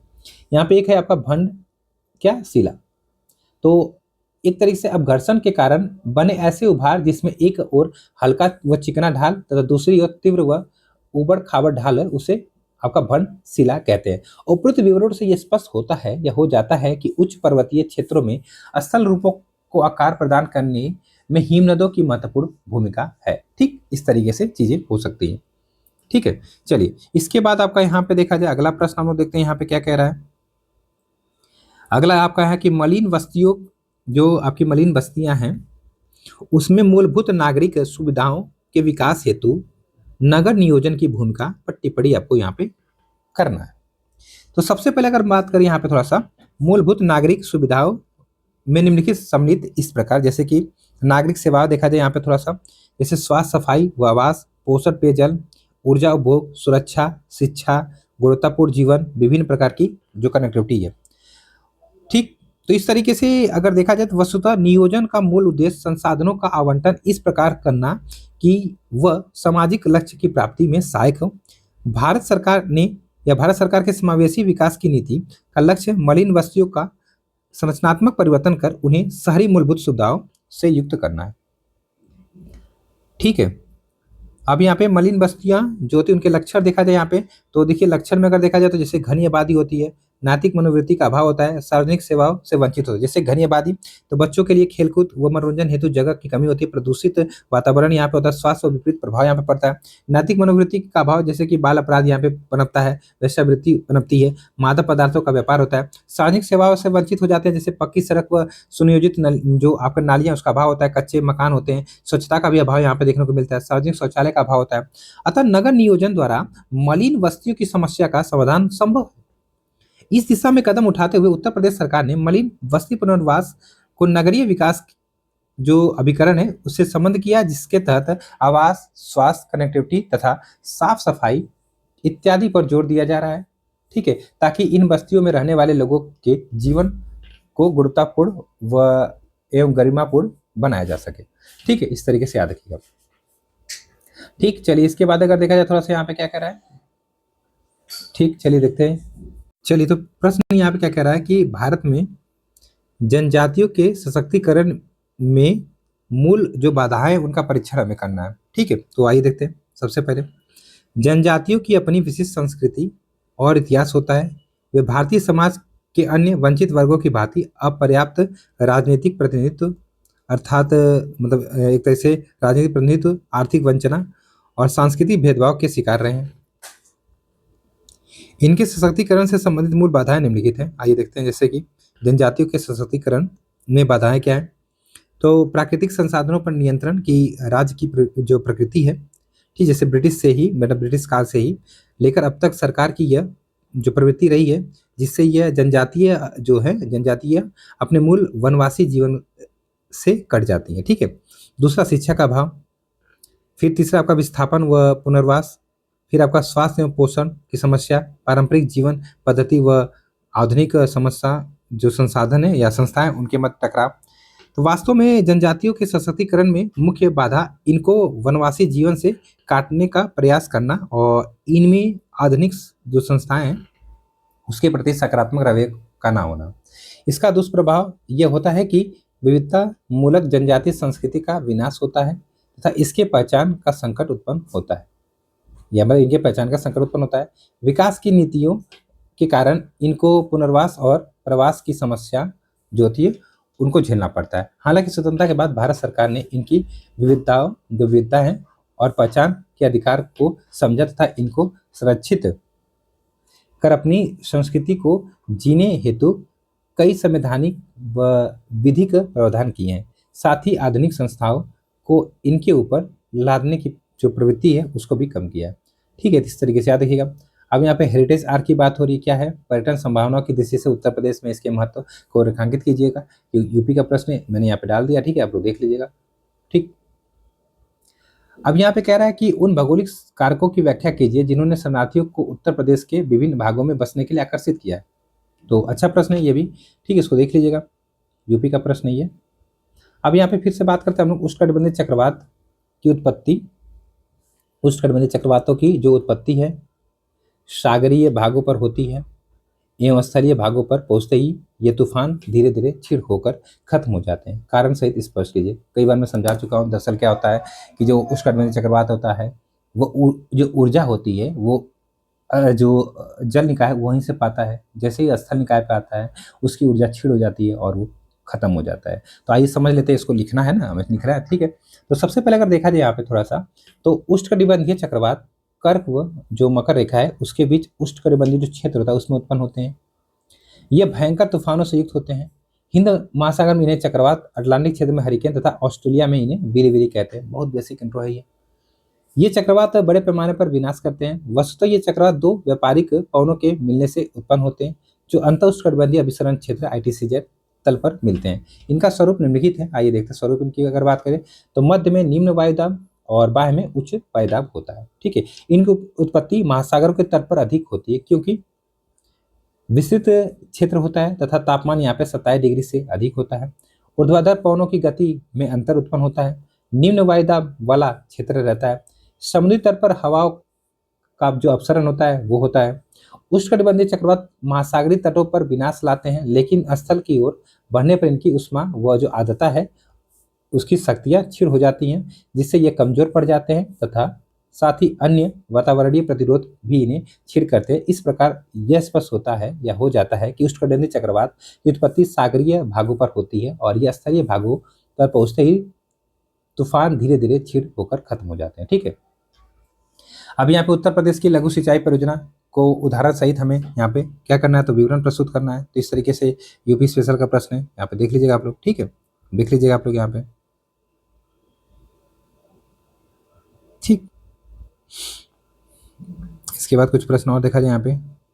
हाँ, यहाँ पे बात हो रही है नगरीकरण को परिभाषित कीजिए।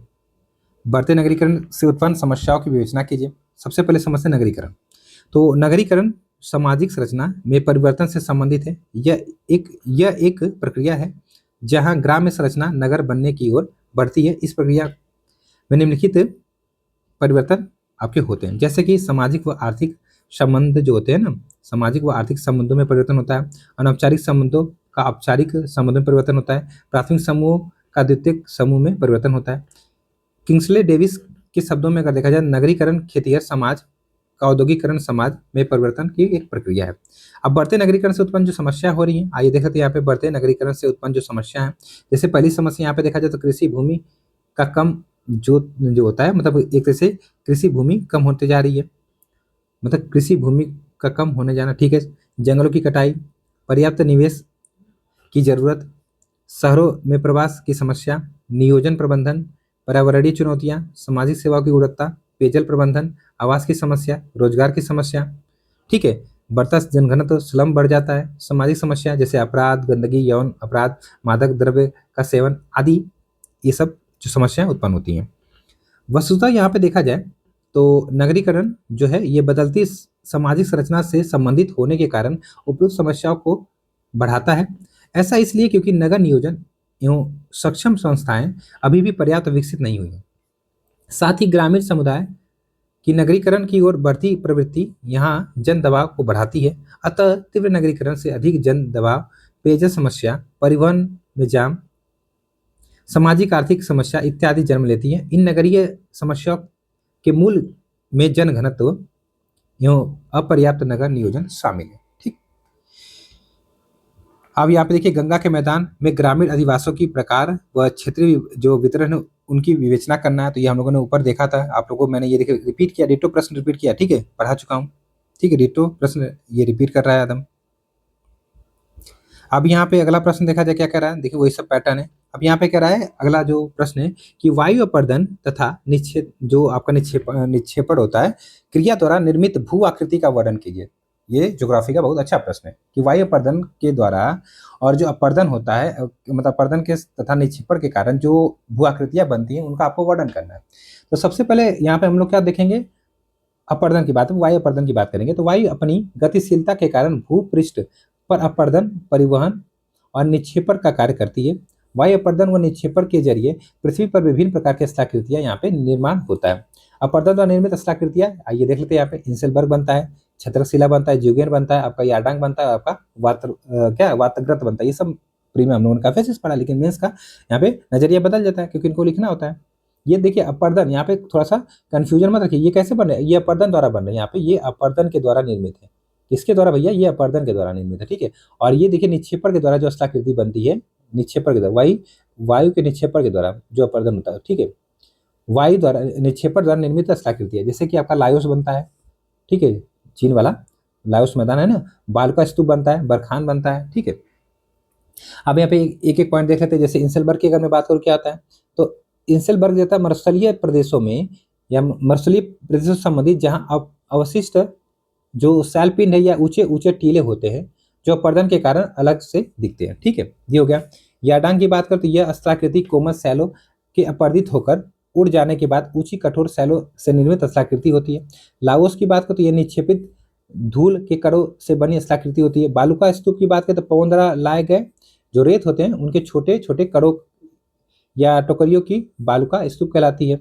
बरखान देखा जाए यह आपका नवचंद्राकार या फिर चापाकार बालुका स्तूप होता है। वात जो ग्रत होता है उसकी बात अल्प जो वृष्टि के कारण निर्मित शुष्क व रेतीले मरुस्थलीय प्रदेश में वायु जो अपवहन है क्रिया के द्वारा निर्मित ग्रत होता है। छत्रशिला छतरीनुमा शैल आकृति, जैसे कि आप मरुस्थल में जाएंगे तो इस तरीके से नहीं होता है, पूरा ये नीचे खाली रहेगा, तो वो है। ठीक है, छत्रशिला बेसिकली छतरी नुमा शैल आकृति जो कि मरुस्थलीय क्षेत्र में मिलती है। और इसके बाद देखा जाए यहाँ पे भूस्तंभ, तो कठोर शैल या फिर जो आपके कुलास से होते हैं उनके आवरण को अपक्षय होने से ये बनी स्थलाकृति होती है। इस तरीके से ये हो गया। अब कह रहा है यहाँ पे अगला प्रश्न यहाँ पे देख लेते हैं कि उत्तरी अंध महासागर की जल धाराओं पर उनकी उत्पत्ति पर कारण सहित एवं क्रमबद्ध लेख लीजिए। मतलब लेख लिखना है आपको, ठीक है, लेख लिखिए। आइए देखते हैं यहाँ पे, ठीक है, देखते हैं यहाँ पे थोड़ा सा। देखिए, सबसे पहले महासागरीय जलधाराएं महासागरों में नदी प्रवाह के समान हैं। ये निश्चित मार्ग व दिशा में जल नियमित प्रवाह को दर्शाती हैं। समांतर समुद्री जो जलधाराएं हैं उनकी उत्पत्ति निम्नलिखित कारक जो होते हैं उनके कारण होती है। कैसे कैसे, देखिए यहाँ पे खगोलीय कारक में तो पृथ्वी के घूर्णन गति और गुरुत्वाकर्षण कारण, वायुमंडलीय कारक के द्वारा तो वायु जो प्रवाह की दिशा है उसके द्वारा, वायुदाब के द्वारा, वर्षा की मात्रा व वाष्पीकरण की दर के द्वारा। समुद्री कारक में अगर देखा तो जल का तापमान, दाब प्रवणता जो प्रेशर ग्रेडियंट होता है, जो सैलिनिटी होती है, हिमशिलाओं का जो पिघलना होता है। स्थलाकृति के कारक की बात करें, तटरेखा की आकृति कैसी है, द्वीप है कि नहीं, खाड़ी कैसे है, इस तरीके से ये क्या है, तो ये बेसिकली समुद्र जलधाराओं की उत्पत्ति के निम्नलिखित कारक है। ठीक है, अब अगर हम बात करें यहाँ पे उत्तरी अटलांटिक महासागर की जलधाराएं निम्नलिखित हैं। जैसे उत्तरी विश्वतीय गर्म जलधारा, यह व्यापारिक पवनों के द्वारा पैदा होती है। फ्लोरिडा जलधारा, यह उत्तरी विश्वतीय धारा को आगे वाला भाग है। इस जलधारा को आगे बढ़ाने में जल सतह का तापमान एवं जो सैलिनिटी है प्रमुख भूमिका निभाती है। गल्फ स्ट्रीम की अगर मैं बात करूं यहाँ पे, तो ये खाड़ी जो तट है आपका, मैक्सिको की खाड़ी है, उस पर उत्पन्न होती है तथा पूर्वी अमेरिका से जो पश्चिम यूरोप है तक प्रभावित होती है। लेब्राडोर की जो जलधारा है ये ठंडी जलधारा है जो कि आर्कटिक महासागर से अटलांटिक महासागर में प्रवेश करती है।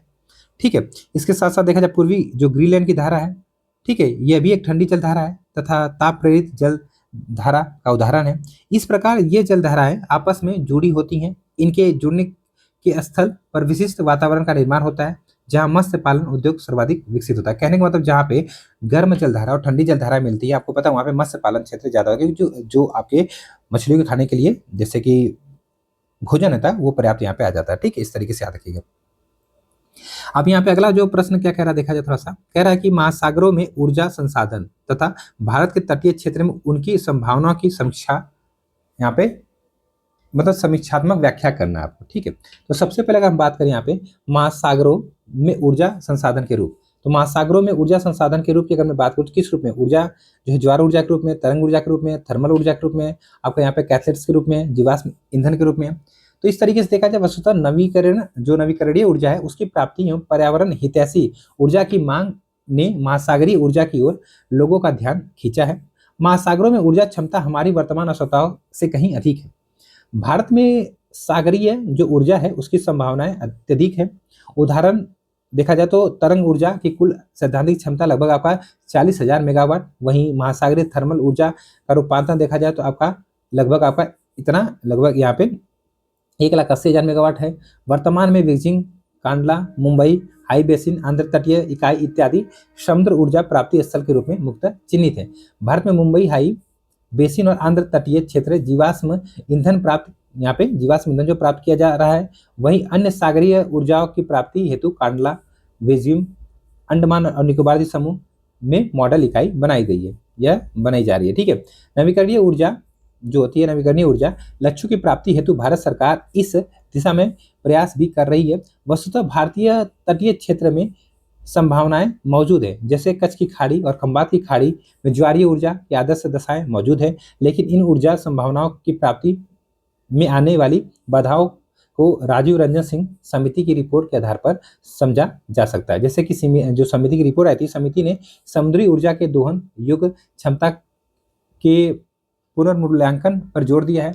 संयंत्रों की स्थापना की लागत संबंधित मुद्दा समिति ने पश्चिम बंगाल, गुजरात और संयंत्रों के बंद होने की हवाला देते हुए इस ऊर्जा प्राप्ति हेतु लागतों की जो पुनर्मूल्यांकन पर भी बल दिया है।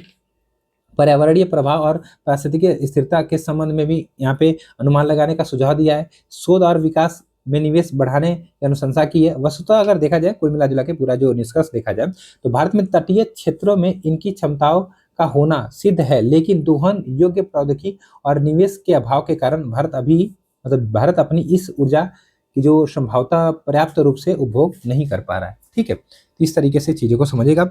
अब यहाँ पे स्मार्ट सिटी विकास हेतु जो मूल अधोसंरचनात्मक तत्व बताए गए हैं, ये थोड़ा सा आप लोग देख लीजिएगा।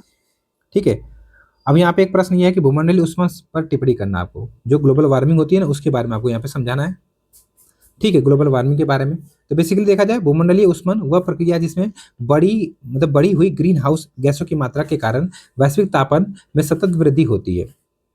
इस प्रक्रिया में सूर्य से आने वाली किरणें जिन्हें पृथ्वी अवशोषित कर पुनः छोड़ती है, उन विकिरणों को CO2, मीथेन, ओजोन इत्यादि गैसों द्वारा अंतरिक्ष में जाने से रोका जाता है, जिससे कि पृथ्वी का वातावरण गर्म हो जाता है। ठीक है, यही होता है ना बेसिकली, अगर बात करें कोई आपसे ग्लोबल वार्मिंग की या भूमंडलीय ऊष्मन की। ठीक है, यद्यपि यह प्राकृतिक प्रक्रिया है, लेकिन जब मानव जनित प्रदूषण से इन भारी गैसों की सघनता मतलब जो डेंसिटी है बढ़ती है, तो ये विकिरण को अधिक मात्रा में अवशोषित कर पृथ्वी के तापमान को क्या कर देती है, यहाँ पे तो बढ़ा देती हैं। ठीक है, बढ़ा देती हैं। इस बढ़े तापमान को ही हरित गृह कहते हैं, मतलब एक तरीके से हरित गृह प्रभाव कहते हैं, ग्रीन हाउस इम्पैक्ट कहते हैं। भूमंडलीय ऊष्मन इसी हरित गृह प्रभाव का उत्पाद है। इससे पृथ्वी का जलवायु अत्यधिक चरम स्थिति रूप ग्रहण करने लगता है। कहीं अत्यधिक सूखा, कहीं अत्यधिक पानी। इस चरम जो वादी जलवायु का हानिकारक प्रभाव जो संसाधन है ना, वह मानव सभ्यता पर पड़ता है।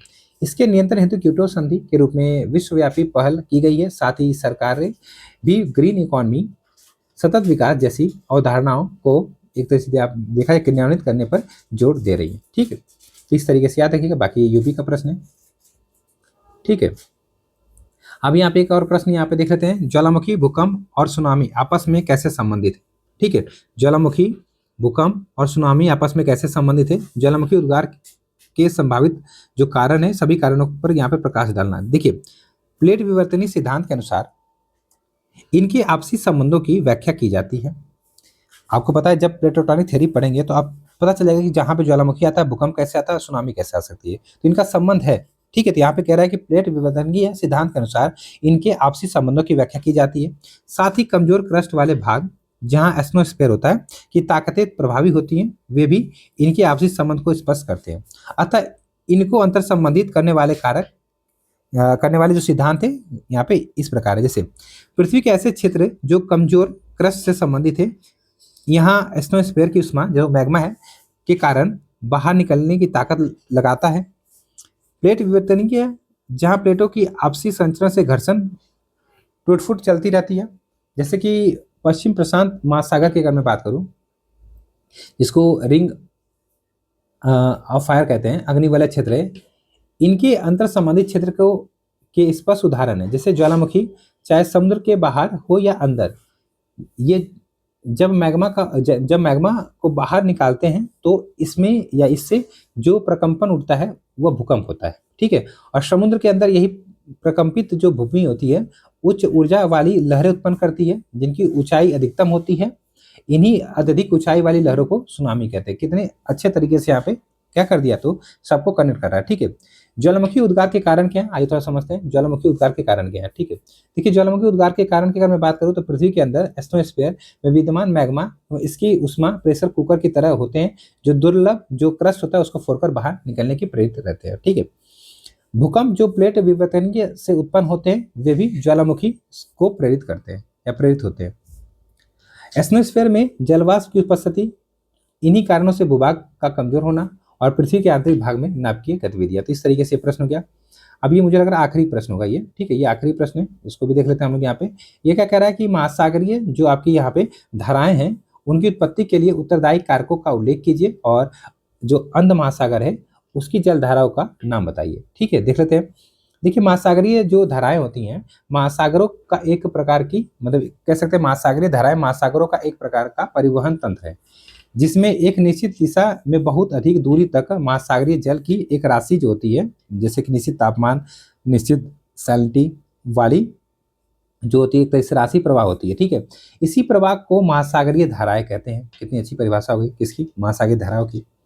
उत्पत्ति के कारक की अगर मैं बात करूं यहाँ पे, थोड़ा सा उत्पत्ति के कारक की अगर मैं बात करूं यहाँ पे, देखिए तो पृथ्वी के परिभ्रमण संबंधित कारक एक है और महासागरों से संबंधित कारक है जो आपका यहाँ पे जो महासागरीय धाराएं उनकी उत्पत्ति का कारक। ठीक है, अब पृथ्वी के परिभ्रमण संबंधित जैसे देखा जाए तो पृथ्वी के परिभ्रमण से महासागरों में उत्पन्न जल राशियां जो होती हैं, जो कि परिभ्रमण की दिशा में या विपरीत दिशा में हो सकती हैं। ठीक है, जैसे महासागरों से संबंधित कारक में तापमान में भिन्नता, टेम्परेचर की अलग अलग टेम्परेचर अलग अलग है, सैलिनिटी में अंतर है, घनत्व में भिन्नता है, इस कारण भी जो आपका महासागरीय धाराएं उत्पन्न होती हैं।